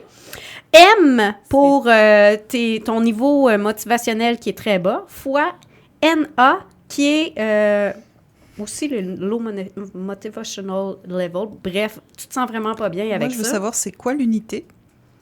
Ah non, c'est le need to take action, c'est ça. Le need to take action. C'est ça, il n'y a pas d'unité. Il n'y a pas d'unité, il n'y a pas rien. Ils ont juste sorti ça. Et c'est dans quel différentiel? Parce que là, tu nous parles que c'est le 3e lundi, mais il n'y a pas tout le monde qui a le même calendrier. Non, c'est ça, parce que moi, c'est en mars que je déprime. Ben, c'est ça. Moi, c'est vrai que tout est en slush. Mais là, eux, ils sont arrivés, ils ont sorti là, leur claim. C'était de dire, hey, on a trouvé la journée la plus déprimante, on a fait des recherches. Et puis, on a trouvé la journée la plus déprimante avec ce simple calcul mathématique qui est si sexy comme ça! Ouais, une belle formule d'algèbre. Clairement, la plupart des gens ne comprennent pas l'algèbre. Exactement. Clairement. Fait que c'est une formule mathématique bidon. Quand ça a commencé à sortir, les mathématiciens puis les scientifiques ont fait comme c'est n'importe quoi. C'est quoi ta vraie méthodologie? Puis là, ils ont fait comme... Voyage, c'est ça, sa méthodologie. Il y a moins de monde à Disney. Il faut remplir Disneyland. Nos voyages sont en spécial cette semaine. Alors attention, fun fact numéro 3. Dr. Cliff Arnold a été payé 1200 livres pour arriver avec ce concept de Blue Monday. Si on fait le calcul, ça fait 1977 $ canadiens. 2000 canadiens, ouais. Et pourquoi est-ce qu'il a été payé? C'est parce qu'il a probablement été un prête-nom là-dessus. Ben oui, parce qu'il fallait de quoi? Il fallait un nom, il fallait un scientifique pour approuver le données. Là. Exactement. Fait qu'en 2006, il y a Ben Goldacre qui a écrit dans la section Bad Science du journal The Guardian que Arnold aurait été probablement juste un prête-nom dans cette affaire, puis que les véritables auteurs de la formule mathématique révolutionnaire seraient l'agence de publicité Porter Novelty PR. Il semblerait que la firme aurait envoyé une offre à plusieurs personnes œuvrant dans le domaine psychologique pour qu'elles endossent leur formule qui visait à vendre les forfaits au soleil. Puis finalement, c'est Arnold qui a fait comme... On va mettre mon nom, moi, là-dessus. OK, fait que c'est comme si, dans le fond, LG2 avait contacté Doc Mayou.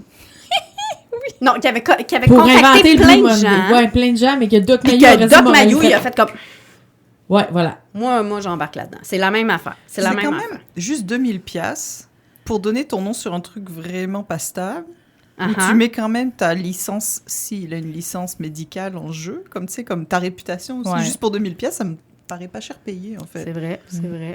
Mais après ça, c'est qu'il est devenu comme une espèce de... La sommité en Blue Monday. Il est après ça, il se fait payer pour faire plein d'entrevues à télé. C'est ça. Ben, c'est pour ça, parler de ses recherches. Tout le monde en parle. Voilà. C'est ça. Fun fact numéro 4. Cliff Arnold, il a récidivé après ça. Il a inventé une formule pour faire quoi? Trouver le jour le plus heureux de l'année. C'est quoi, d'après vous, le jour le plus heureux de l'année? Le 21 juin. Non. Je dirais le 16 juillet. Non, mais c'est proche. J'aurais dit dans le même genre, là, au mois de juillet. C'est le 14 juillet. Hey, je t'ai proche, vous dit! Bastide! On salue tous les Français. Non, mais nous, on est heureux que quand on pète la gueule à la monarchie, quoi. Je rappelle quand même que c'est quelque chose qui s'est passé au UK, en plus, donc c'est ça. Mais c'est pour ça. Oh. Alors, c'est ça. Fait que lui, il est sorti avec une nouvelle formule que là, j'ai pas devant moi. Là, je suis un peu déçue là, que t'as pas la deuxième fois. Mais je peux te la ressortir, mais c'est une autre affaire, là, du genre le temps, tu sais, les jours d'école. C'est ça. Oui, il y avait le nombre de jours ensoleillés, etc., genre, etc. Et cette fois-ci, c'était pourquoi? C'était pour vendre de la crème glacée. Mais il me semble que voyage et crème glacée, tu sais, tu fais peut-être plus d'argent que les voyages. En tout cas, je trouve que c'est un drôle de choix. Non, mais c'est les gens drôle, la crème glacée, Häagen-Dazs, ils aiment vraiment la crème glacée. Ouais, c'est ça. Oui. Mais là, c'est vrai. Tu sais, faut encore quelque chose de la recherche pour une Est-ce que je pourrais avoir la formule pour la crème glacée, s'il te plaît? Tout à fait, je vais te la sortir tantôt. Mais bref, puis c'est ça. Puis l'autre affaire avec Cliff Arnold, c'est que non seulement il a récidivé avec ça, mais là, quand finalement les scientifiques ont fait comme « Hey, come on, là, ta formulation là, pour le Blue Monday, c'est de la bullshit », Cliff Arnold, il a fait comme « Pas de problème, je vais faire une autre affaire. » Il a lancé une campagne « Stop Blue Monday ». Oui. Pour faire quoi cette fois-ci? Mais c'était encore un coup de publicité pour genre les îles Canaries ou je sais pas trop quoi. Oui. Sérieux, là, ce gars-là, il me fait capoter. C'est le psychologue le plus vendu du Royaume-Uni, c'est terrible. Si on vérifiait la liste des passagers du vol des influenceurs Ostrogoth, je serais même pas surprise de le trouver dedans. Il est dans le fond. Peur de VP en arrière. Fait que c'est ça. Bon, bref, sur le Blue Monday de Cliff Arnold, je veux rajouter aussi, je fais un petit aparté là, pour deux affaires aussi, deux fun facts qu'il y avait avec Blue Monday. Moi, quand on me parle de Blue Monday, je pense d'abord à une sacrée bonne chanson. Je sais pas pour vous. Donc, moi, j'ai découvert... Non, est-ce que tu peux la chanter? How does it feel to treat me like you do? Je pensais que tu allais chanter Blue de Eiffel 65. Non. Blue dabadi dabada. Ouais, c'est ça. Non, c'est Blue Monday. Moi, j'ai découvert... Là, j'ai chanté la version soft, là, puis tout ça. Mais je l'ai découverte, cette chanson-là, avec la version du groupe américain Orgy, qui est sortie en 1998. C'est un petit peu plus rock, elle. Puis, je l'ai écoutée probablement à la radio à cette époque-là, parce que c'était ça qu'on faisait. Mais on doit la version originale par le groupe anglais New Order en 1983. Puis ce qui est surprenant avec ce fun fact-là, c'est que le groupe New Order, là ce single-là, quand c'est sorti, ils l'ont sorti sur une espèce de vinyle 12 pouces. Et c'est le vinyle 12 pouces qui a été le plus vendu, là, dans les notes que j'avais trouvées. Là, en 2017, il topait encore le vinyle 12 pouces le plus vendu de tous les temps. OK? Mais... sachez que la pochette, puis ça, Constance, tu vas trouver ça super intéressant. La pochette, quand ils ont décidé de faire ça, ils ont fait comme, hey, on va faire une pochette là, malade mentale. Là. Fait que la compagnie de disques avait un graphiste, puis le graphiste, il a tripé sur le design d'un genre de floppy disk, là, tu sais, les disquettes. Les disquettes à l'époque. Fait que là, on se rappelle que c'est en 1983. Fait que là, il a décidé de faire la pochette de l'album qui ressemble à ça, mais avec 3 découpes au laser du die-cut. Puis ça coûtait la peau des fesses. Ça devait, à l'époque. Puis là, ils se sont rendus compte qu'en produisant ça leur coûtait 20 cents. Tu sais, sur tous les profits, tu sais, ils vendaient à perte. Puis ça a été l'album qui a été le plus vendu. Fait que finalement, cette production d'album-là les a mis dans le trou de 100 000 $. Ils savaient pas compter, eux autres non plus. Écoute, c'est pour l'art. Constance est allée googler, ça ressemblait à quoi? Je pense que je viens de trouver mon nom de streamer, ça va être disquette. C'est ça, fait que c'est vraiment la sleeve, c'est vraiment la pochette qui est comme un floppy disk, dans le fond, qui a vraiment un die-cut. Donc, le centre, c'est un cercle, puis là, t'as une espèce de petit serron à côté aussi qui était découpé, puis une espèce de petite languette dans le bas. Fait que ça permettait de voir le disque au travers, fait que quand les gens pouvaient juste quand même très cool. Glisser le disque vraiment dedans. cool. Puis très cher. La lisière sur le côté, là, qui est avec les couleurs, ça a l'air que c'est un code de couleur que tu pouvais décoder pour pouvoir avoir le titre de l'album puis le nom, genre New Order, parce que t'as rien. Fait que c'était très hot, mais ça coûtait très cher, puis ça a mis la compagnie dans le trou. Dans le trou. En tout cas, ça leur a coûté de l'argent. Bref. Alors, iconique, ça n'a pas de prix. Hein? Non, c'est vrai, on en parle encore aujourd'hui. Alors ça, c'était mon 5e fun fact. Je vais vous laisser avec mon 6e fun fact. Savez-vous que Blue Monday, c'est aussi une peinture? Puis ça a été une peinture qui a été peinte par une Afro-Américaine qui s'appelle Annie Lee en 1985. Et dernièrement, la peinture de ça, c'est une femme afro-américaine qui se lève le matin. C'est un Blue Monday. Elle se lève le matin. Elle a l'air comme complètement fatiguée. Décrissée, elle porte une nuisette blanche. Elle est assise sur son lit. Elle se lève. Elle a une pantoufle seulement dans ses pieds. Son autre pantoufle est à terre. On s'imagine qu'elle ça ne tente pas de se lever. Elle ressemble à moi chaque matin que je me lève. Mais tu vois que sa vie est dure, puis tout ça. Fait que ça, c'est un tableau qui était quand même assez iconique. C'est une peintre afro-américaine. Et dernièrement, c'était le 17 décembre dernier, à Saturday Night Live, il y a la chanteuse Lizzo qui a fait... Oui, elle était habillée comme elle, c'est magnifique. Oui, c'est ça. Fait que, elle a fait un hommage à cette peinture-là. Elle a commencé sa chanson « Break Up Twice », comme ça, assise dans un décor qui ressemble à ça, en nuisette blanche, avec les cheveux... le bonnet, là, mais en fait, en tortillon, un peu comme... Puis la tête baissée, l'air résigné, tout ça. Fait que j'ai pas réussi à mettre la main sur... parce que je pense qu'il y a les droits d'auteur et tout ça. J'ai pas réussi à mettre la main sur le truc, mais on va pouvoir vous mettre des photos là, pour que vous puissiez comparer. Mais franchement, puis les gens ont adoré parce que pour vrai, c'était un excellent clin d'œil. Donc voilà, maintenant, vous savez tout sur le Blue Monday. Wow! Ben merci, je suis vraiment fâchée. Hey, tu savais-tu ça que les Geekettes ont maintenant un Patreon? À partir de 2$ par mois, tu peux avoir accès à du contenu exclusif des Geekettes. Il y a des entrevues, le podcast des Geekettes secrètes et plein d'autres affaires. C'est au patreon.com/geekette, geekette avec un S à la fin. Et on a toujours notre bouton PayPal si tu préfères nous donner un montant fixe de ton choix. Le bouton est sur notre site web au geeketteavecunS.ca, geeketteavecunS.ca. Lulu, tu nous amènes en Irlande, une contrée qui n'a pas beaucoup de soleil ou je ne sais trop. Peut-être qu'eux aussi ont vécu un Blue Monday, mais... je penserais que oui, dans ce que je vais parler. Peut-être que oui. Peut-être que oui, effectivement. Fait que, dans le fond, je vais parler aujourd'hui d'un film et d'une série. La série, elle est finalisée maintenant, ça faisait longtemps que je voulais en parler. Mais il y a un film qui est sorti il n'y a pas longtemps qui est vraiment... qui tie together, dans le fond, pour l'Irlande. Fait que c'est vraiment deux contenus irlandais. Je vais commencer par le film, évidemment, The Banshees of Inisherin. Je ne sais pas si vous en avez entendu parler. Non, pas Antoine? Non. Donc, c'est un film qui est sorti vraiment récemment, en novembre 2022, si je ne m'abuse. Donc, c'est réalisé et écrit et coproduit par... Alors, je m'excuse pour toute la chronique sur les noms, OK? Que je vais dire autant que je suis capable, OK? Donc, c'est produit, écrit et réalisé par Martin McDonagh. Anyway, par Martin. C'est avec Colin Farrell et Brendan Gleeson. Donc c'est vraiment la même équipe de In Bruges. Là, l'équipe, le squelette vraiment du film, c'est la même équipe que In Bruges. On a aussi Kerry Condon, que je connaissais pas, qui joue la sœur de Colin Farrell. Et on a Barry Keoghan, qui joue le simplet du village, dans le fond. Lui, je l'ai vu il y a pas longtemps dans Eternal. Et je pense qu'il est assez connu dans des séries, mais je ne regarde pas beaucoup de séries. Voilà. Donc, pour le film en tant que tel, quand est-ce que ça se passe? Ça se passe en 1923, c'est pendant la guerre civile, mais on s'en fiche un petit peu.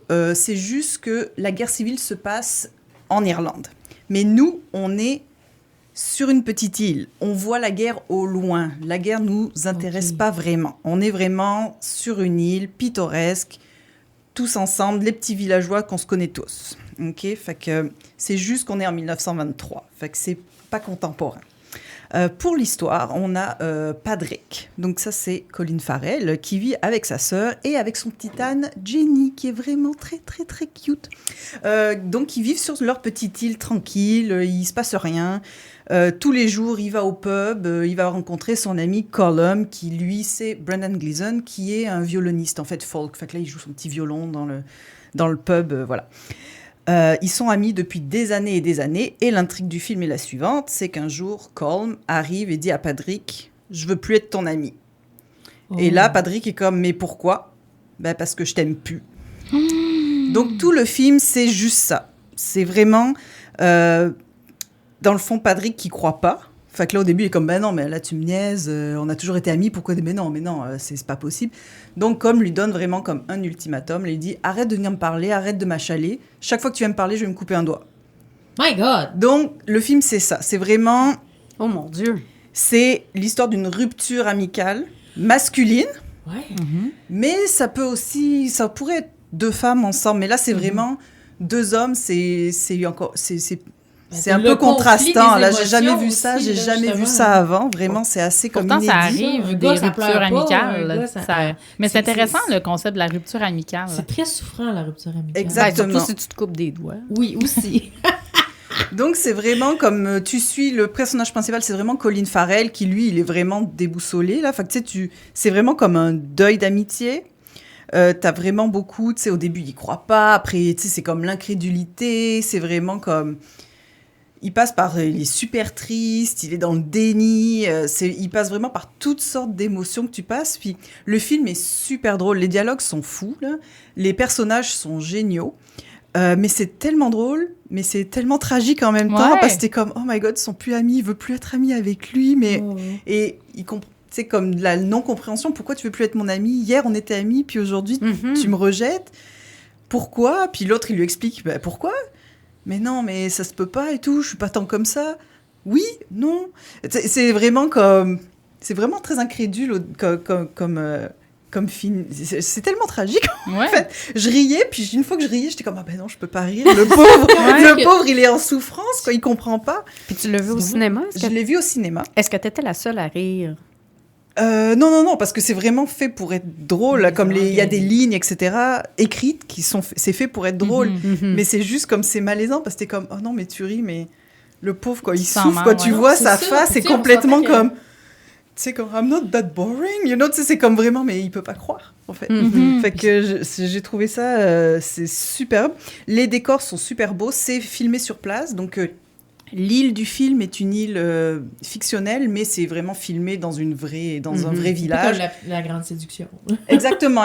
C'est vraiment, tu sais, t'as les petits villages, les super maisons en pierre, et ils marchent, tu vois, ils se croisent sur le chemin avec leurs chevaux, etc. C'est en très 1923. pittoresque. En 1923, avec tous avec leurs petits vestons, etc. C'était super bon. Par contre, je me suis mis une note. Attention, il y a du gros accent. Je l'ai vu au cinéma sans sous-titres. Ok, ouais. Alors, la sœur, Colin Farrell, Brendan Gleeson, je les comprenais quand même, mais il y a deux personnages qui sont dans le pub. Puis eux, là... non, là, ça passait par-dessus ma tête souvent, là, quand même. Et puis même, le gars qui joue le simplet du village, des fois, il parle vite. Il y a un gros accent, là, fait que, oulala. Mais... si t'es pas habitué avec l'accent, non. Oui, j'aurais aimé des sous-titres. Oui. Mais le film est encore dans certains cinémas à Montréal, alors que je te parle. Mais il est déjà sorti sur Disney+, il y a quelques semaines. Donc, si vous voulez le regarder sur Disney+, vous pouvez mettre les sous-titres, ce que je vais faire. Fait que c'est ça. Allez voir. Donc, ça s'appelle Banshees of Inisherin. Ils sont en lice pour beaucoup de prix cette année, pour tout et n'importe quoi. Et c'est bien mérité, parce que c'est vraiment le fun. Puis Colin Farrell, moi, j'ai toujours un kick dessus. Alors, ça fait mon affaire. Ça fait mon affaire quand il fait des films. Ah, merci. J'ai vu, j'aime tellement tes suggestions de films. J'ai vu Everything Everywhere All at Once. Ça avait l'air tellement bon, ça. C'est excellent. C'est vraiment bon. C'est une très bonne recommandation de Lulu. Donc, c'est pas une recommandation pour tous les jours, Everywhere, mais les Banshees, oui. OK. Quand même. C'est tragique, mais c'est quand même drôle. Fait que... Tu peux écouter ça un mardi soir. Exactement. T'as moins de crise existentialiste qu'avec Everything. c'est plus intense quand même. C'est assez intense comme film. Ouais. Mais c'est ça. Et donc, ma deuxième suggestion, ça fait longtemps que je voulais en parler, mais là, bon, c'est fini. J'ai beaucoup pleuré. Bref.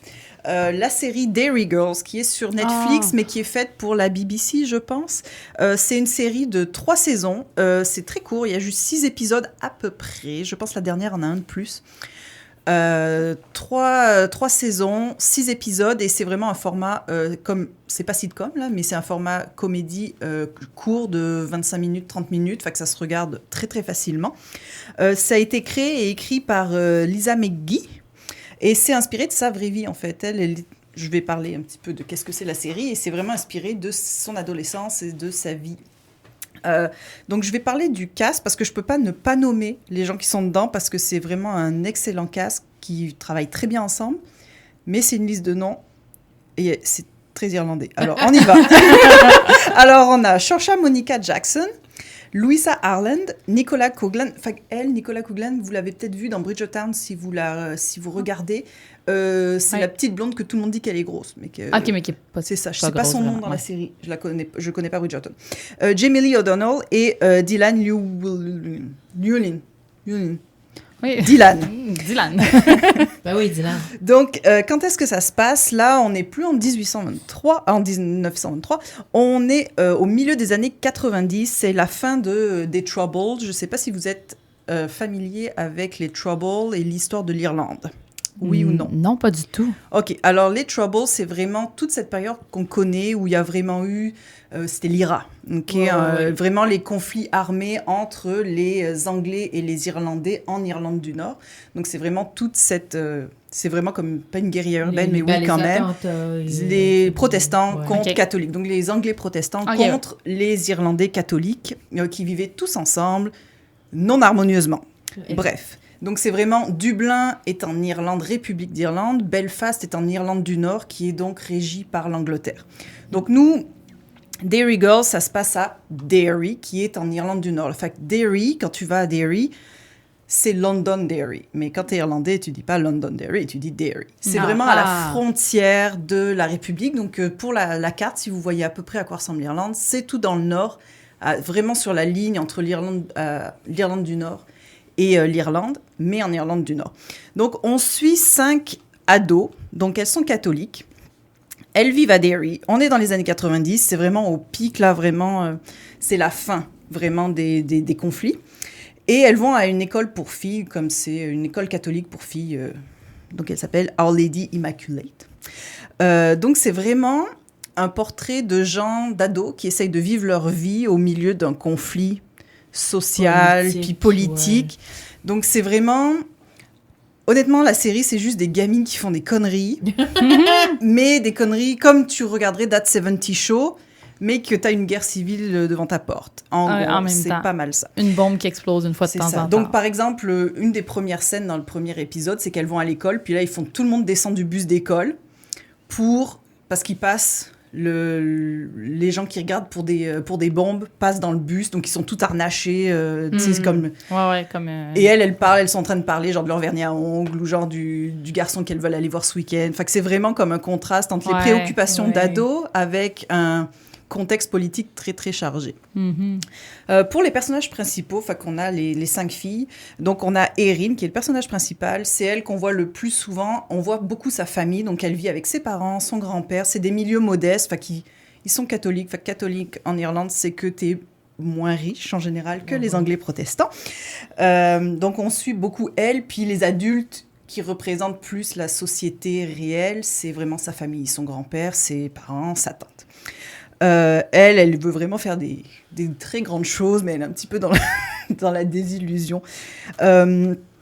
Fait elle, je sais pas pourquoi elle me fait penser à Jim Carrey, je l'ai écrit là. Je sais pas pourquoi, elle lui ressemble pas pantoute. Expressive, peut-être? Oui, elle a une face, mais comme elle fait les faces, mais elle est malade. Fait que je pense que c'est Saoirse Monica Jackson. Après, on a Orla, qui est la cousine de Erin. Elles habitent ensemble dans la même maison avec toute la famille. Donc, elle, c'est vraiment l'excentrique, vraiment comme décalée, puis qui va dire des choses, mais elle est un peu perchée, comme des fois, elle va dire quelque chose, puis tout le monde la regarde comme... OK. On a Claire. Donc ça, c'est la madame de Bridgetown, qui est donc la première de la classe, super anxieuse tout le temps. Elle panique pour tout et pour rien. C'est vraiment... on a l'examen de maths. On sait qu'elle va avoir un A, mais elle capote quand même. On a Michelle, qui, elle, c'est vraiment la débauchée. Elle pense juste à fourrer avec tous les messieurs qu'elle trouve. À un moment donné, il y a un épisode où, pour l'harmonie, il décide d'envoyer le collège de filles dans une retraite avec le collège de gars, mais protestants. Non. Et elle est comme, oh yes, des English blocks. Elle se peut plus parce qu'elle pense qu'elle va fourrer avec des doutes pendant tout le week-end. Ça, c'est clairement la Martine de... Martine, tu peux me shooter une joke éventuellement, je vais très bien le prendre. Mais ça sera pas coupé au montage parce qu'il n'y a pas de montage. Il n'y a pas de montage. Et au final, on a James. Donc, James, c'est le cousin de Michelle qui habite avec Michelle parce que sa mère est repartie en Angleterre. James est anglais. Il va à l'école pour filles parce qu'il est anglais. Et que s'il va au collège pour garçons catholiques, il va se faire fracasser la face. Donc, en gros, pour sa sécurité, on le met dans le collège pour filles. Fait que c'est le seul garçon de toute l'école. Donc, c'est bien drôle. Pauvre lui. Parce que il est anglais, il a un accent anglais. Donc, pour sa sécurité, c'est pas sécuritaire d'aller dans une école 100% garçon. Catholique pour lui. Donc, il fait partie de la gang. Il est un extérieur de la gang. Puis, de fait, comme il vit avec sa cousine, il est toujours là. Donc, il est un petit peu le souffre-douleur. C'est toujours un peu le butt of the joke. Là, tu sais, c'est comme... Il est toujours... Il est jamais, comme par exemple, il est dans un collège pour filles, fait qu'il n'a pas de toilette pour lui, par exemple. OK. Fait que c'est toujours ce genre un peu d'humour, il est un petit peu toujours mis sur le côté, mais c'est une Dairy Girls maintenant, fait que c'est bien correct. Donc c'est vraiment un groupe de personnages vraiment comme haut en couleur, elles font des conneries tout le temps. Évidemment, c'est dans un peu, on parle un peu de religion aussi, évidemment. Là, c'est toujours très léger, mais avec toujours un arrière-plan un peu dramatique, là, je dirais. Une petite photo de Jésus, en quelque part, là. Ah oui, non, il y a clairement, il y a un épisode avec une statue de Marie. La statue de Marie, il lui arrive beaucoup de choses à toutes ces statues religieuses. Il lui en arrive des choses, je veux rien dire. Dis vulve gâcheur. Mais c'est ça, c'est toujours des situations incongrues qu'elles s'en sortent. Jamais, en fait. En vrai, il y a des conséquences, en général. Il y a toujours... Tous les adultes, on les voit toujours dans le bureau de la directrice quand ils sont convoqués après qu'elles aient fait des conneries. C'est toujours là où ils arrivent tous comme « Bon, qu'est-ce que vous avez fait encore ?» Mais c'est très intéressant parce qu'il y a vraiment une juxtaposition comme entre les préoccupations des adultes, parce que les adultes, tu les vois regarder la télé avec qu'est-ce qui se passe derrière moi. Ah, là, il y a eu un attentat, là, il y a eu ci, il y a eu ça. Et puis, les actions de leurs enfants qui sont vraiment insouciants. Ou est-ce qu'ils le sont vraiment, ou est-ce qu'ils font comme s'ils ne voyaient pas ce qui se passait, parce qu'ils sont quand même intégrés dans ce contexte-là. Fait que c'est vraiment intéressant parce que c'est historique, comme ils parlent d'événements qui sont vraiment passés, comme le cessez-le-feu. Après, on va avoir... Je ne veux pas trop en dire parce que après ça va voler la fin. Je pense qu'on va faire un parallèle quand même avec, mettons, le 11 septembre, où que, genre, il y avait vraiment comme... On se demandait tout qu'est-ce qui allait se passer, puis comment était la situation en Amérique du Nord, puis ça allait, puis la sécurité devenait de plus en plus importante un peu partout. Ou même la COVID en ce moment, là, avec la pandémie, je veux dire, il y a des ados qui ont continué à vivre leur vie malgré le contexte. Ils continuent d'aller se frencher, puis ils continuent d'aller... exactement. Party, puis tout. Fait que... j'aime ça parce que c'est quand même une comédie, mais ça intègre vraiment comme là... À un moment donné, il y a Clinton qui est allé visiter, c'était le gros big deal. Fait que, ils intègrent ça dans la série, etc. Mais c'est intéressant, c'est vraiment... Donc, quelqu'un qui aime l'histoire, qui a aimé ça. Exactement. Fait que tous les personnages sont vraiment attachants. Et puis, là, j'ai marqué « Shout-out à la désabusée et somme toute rebelle directrice de l'école qui s'appelle Sir George Michael, qui est jouée par Shiban McSweeney. Elle est malade, fait qu'elle, c'est la nonne qui est en tête de l'école, puis j'adore. Et en fait, le casting, j'ai absolument rien à redire. Tout le monde est casté à la perfection, la chimie est parfaite. Le seul bémol, c'est que j'étais déçue de voir qu'en fait, c'est pas des vrais ados. Elles ont toutes 30 ans. Mais j'aurais jamais deviné. Même celles que tu penses qu'elles ont 16 ans, en fait, elles ont pas du tout 16 ans. Fait que, genre, les gens qui jouent leur mère et elles-mêmes, elles ont genre 10 ans de différence. Par rapport oui. Mais tous les costumes, la façon dont ils les ont habillés, etc., là, c'est un peu comme dans Mean années Girls, 90. Dans, là. Dans Mean Girls, dans le fond... le film, ouais. Ouais, ça, Amy Poehler joue la mère de Rachel McAdams. Puis ils ont comme... Je pense que Rachel est plus vieille qu'Amy Poehler, quelque chose comme ça. Elles sont dans la même tranche d'âge. C'est ça, mais selon comment il maquille les costumes, les films, ça change tout. La mère de Erin, elle est toujours avec des petits cols roulés, mais en lainage, avec des motifs moches. Elle a une coupe de cheveux, mais laide. Mais ils l'ont enlaidie. Je l'ai vu en photo sur un tapis ou à la télé, puis... Aïe, aïe. Anyway, ils l'ont pas arrangé, exactement. Fait que c'est vraiment super bien écrit, les dialogues sont super. La dernière saison, c'est vraiment tu ris, tu pleures. Ça se finit vraiment sur un gros événement de l'histoire. C'est très poignant, c'est super poignant. Encore une fois, j'ai écrit attention gros accent. Mais comme c'est sur Netflix... Il y a des sous-titres. Comme c'est sur Netflix, il y a les sous-titres. Fait que j'avouerai qu'on a commencé à la regarder avec Steph. Moi, je l'avais regardée toute seule et j'ai fait regarder à Steph. Et au début, il était comme non, on n'a pas besoin des sous-titres. Puis au bout de 10 minutes, il a dit ouais, on va peut-être mettre les sous-titres. Parce qu'il y a certains personnages qui sont corrects. Là, c'est bien correct, mais il y en a d'autres, ça va très vite. Et mais il y a pas de honte à mettre des sous-titres quand on regarde des films en langue originale. Moi, je les mets toujours. Je mets toujours, même quand je regarde des choses en français maintenant. En fait, je suis très fan des sous-titres. Tranche de vie, tranche de pain. En fait, j'avais un pen pal irlandaise, donc je suis allée en Irlande dans les années 98-2000 à Letterkenny. Et, en Irlande ou en Irlande? En Irlande. Mais c'était très proche. Letterkenny est la ville la plus proche de Derry. Fait que je suis allée à Derry. Le petit Pokémon que j'ai ici, je l'ai acheté à Derry. C'est un sac à Game Boy. Et je l'ai acheté à Derry quand on est allé visiter. Fait que Derry, on est allé à Giant Causeway, etc. Pour l'anecdote, je devais aller à Belfast, mais quelqu'un a fait péter une boîte aux lettres dans Belfast. Fait que la maman a décidé de ne pas y aller parce que c'était un peu trop dangereux et que c'était un peu trop incertain. Donc, j'ai pas pu visiter Belfast parce que quelqu'un a fait sauter une boîte aux lettres. Fait que, encore même quand c'est fini... parce que moi, j'y suis allée, le référendum avait eu lieu déjà. Fait que il y avait plus de combats armés, mais il y a quand même encore des tensions. Si vous voulez regarder des documentaires sur le Troubles, puis sur les conséquences aussi que ça a eu, vous pouvez, il y a plein de choses qui existent, mais c'est vraiment quelque chose c'est de l'histoire qui est encore en train d'être écrite. C'est quand même encore un sujet très... d'actualité. C'est récent, c'est ça. Il y a encore des murs dans les villes, il y a encore des murs qui séparent les gens. Et c'est encore très, très marquant, même pour les gens aujourd'hui. Les conséquences comme... tu sais, c'est comme des voisins qui se sont littéralement entretués. Là, c'était des attentats, c'était des conflits armés. Là, comme Sunday Bloody Sunday, ça va bien de nulle part, etc. Les cicatrices sont encore là. Quand la reine est morte, je pense qu'il y en a beaucoup qui ont dû boire beaucoup de vin et de bière pour célébrer.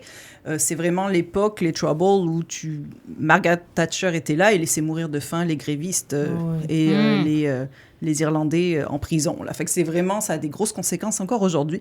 Puis je trouve ça fou que j'habitais à 2 heures de vol et ça se passait sous nos yeux, en fait, de notre vivant. Et ça encore maintenant avec le Brexit, c'est quand même le nerf de la guerre du Brexit était vraiment cette frontière irlandaise de qu'est-ce qu'on fait avec ça, parce que tu habites de l'autre côté, mais c'est un autre pays. Ta famille et toi, vous habitez à 5 minutes en voiture, mais c'est pas le même pays. Fait que comment on fait au niveau des échanges? C'était ça le gros nerf de la guerre. C'est pas fini, c'est quand même quelque chose qui continue. Les pays qui sont en tension. Là, exactement. C'est pas, jusqu'à la réunification de l'Irlande totale. Mais je sais pas si ça va se faire. Ça se fera, mais ça va être quelque chose, c'est long et voilà. Mais pour la série en tant que telle, Derry Girls, regardez ça, c'est super, ça se consomme comme du bonbon. C'est combien de saisons? C'est juste 3, c'est 18 épisodes, quelque chose comme ça. C'est terminé épisodes. Après ou est-ce qu'il va y avoir une autre Non, saison? Alors elle avait annoncé que la 3e saison serait sa dernière. Donc là, ça finit, c'est final. Ouais. On ferme toutes les portes, puis c'est vraiment, ça finit sur un événement marquant qui fait du sens. Fait que les auditeurs vont découvrir quand ils vont l'écouter. Oui, si vous regardez l'histoire de l'Irlande, vous savez à peu près où ça s'arrête, là, mais c'est ça. Donc je vous recommande chaudement. Derry Girls. Merci beaucoup, Lulu. C'est sûr, je vais écouter ça. J'ai un petit erratum. Amy Poehler puis Rachel McAdams. Amy Poehler est plus vieille, de 7 ans. Voilà. Très important de mentionner ça. C'est still pas suffisant pour être la maman. Oui, still. Alors, ça termine cet épisode 98. J'ai eu un petit moment de doute de la vie secrète des geekettes. Alors, si vous avez aimé notre épisode, écoutez, allez nous mettre 5 étoiles sur iTunes puis Spotify, je crois, je suis pas sûre. Mais allez nous écrire des commentaires. Si vous écrivez un commentaire, je vais le lire en ondes. Je vais faire ça. Donc, engagement. Promesse. Oui, je vais lire en promesse. Donc, allez sur Apple Podcast ou sur Spotify. Je vais aller voir ça, c'est des commentaires et je vais les lire en ondes. Donc, écoutez, les geekettes, on nous retrouve sur notre site web, geekette.ca. On a aussi un Patreon. Si vous voulez avoir des petites exclusivités, comme on va faire, en fait, à la fin des geekettes, on enregistre toujours un spécial pour les Patreons. C'est une discussion de sujets libres à définir, d'une durée d'une dizaine de minutes, 15 minutes. Puis des fois, on a des petits extras. Des fois, moi, je vais mettre de l'audio et tout. Les filles vont mettre de l'audio quand ils ont le temps. Donc, c'est ça, si vous voulez nous encourager, il y a le Patreon. Les geekettes, c'est tout sur le site web geekette.ca, page Facebook, Twitter, Instagram, tout ça. On a tout ça aux geekettes ici. Yes. Donc, c'est ça. Sur ce... Tellement technologique. Je sais. Donc, sur ce, on vous dit au prochain épisode. On dit bye-bye à tout le monde. Bye-bye.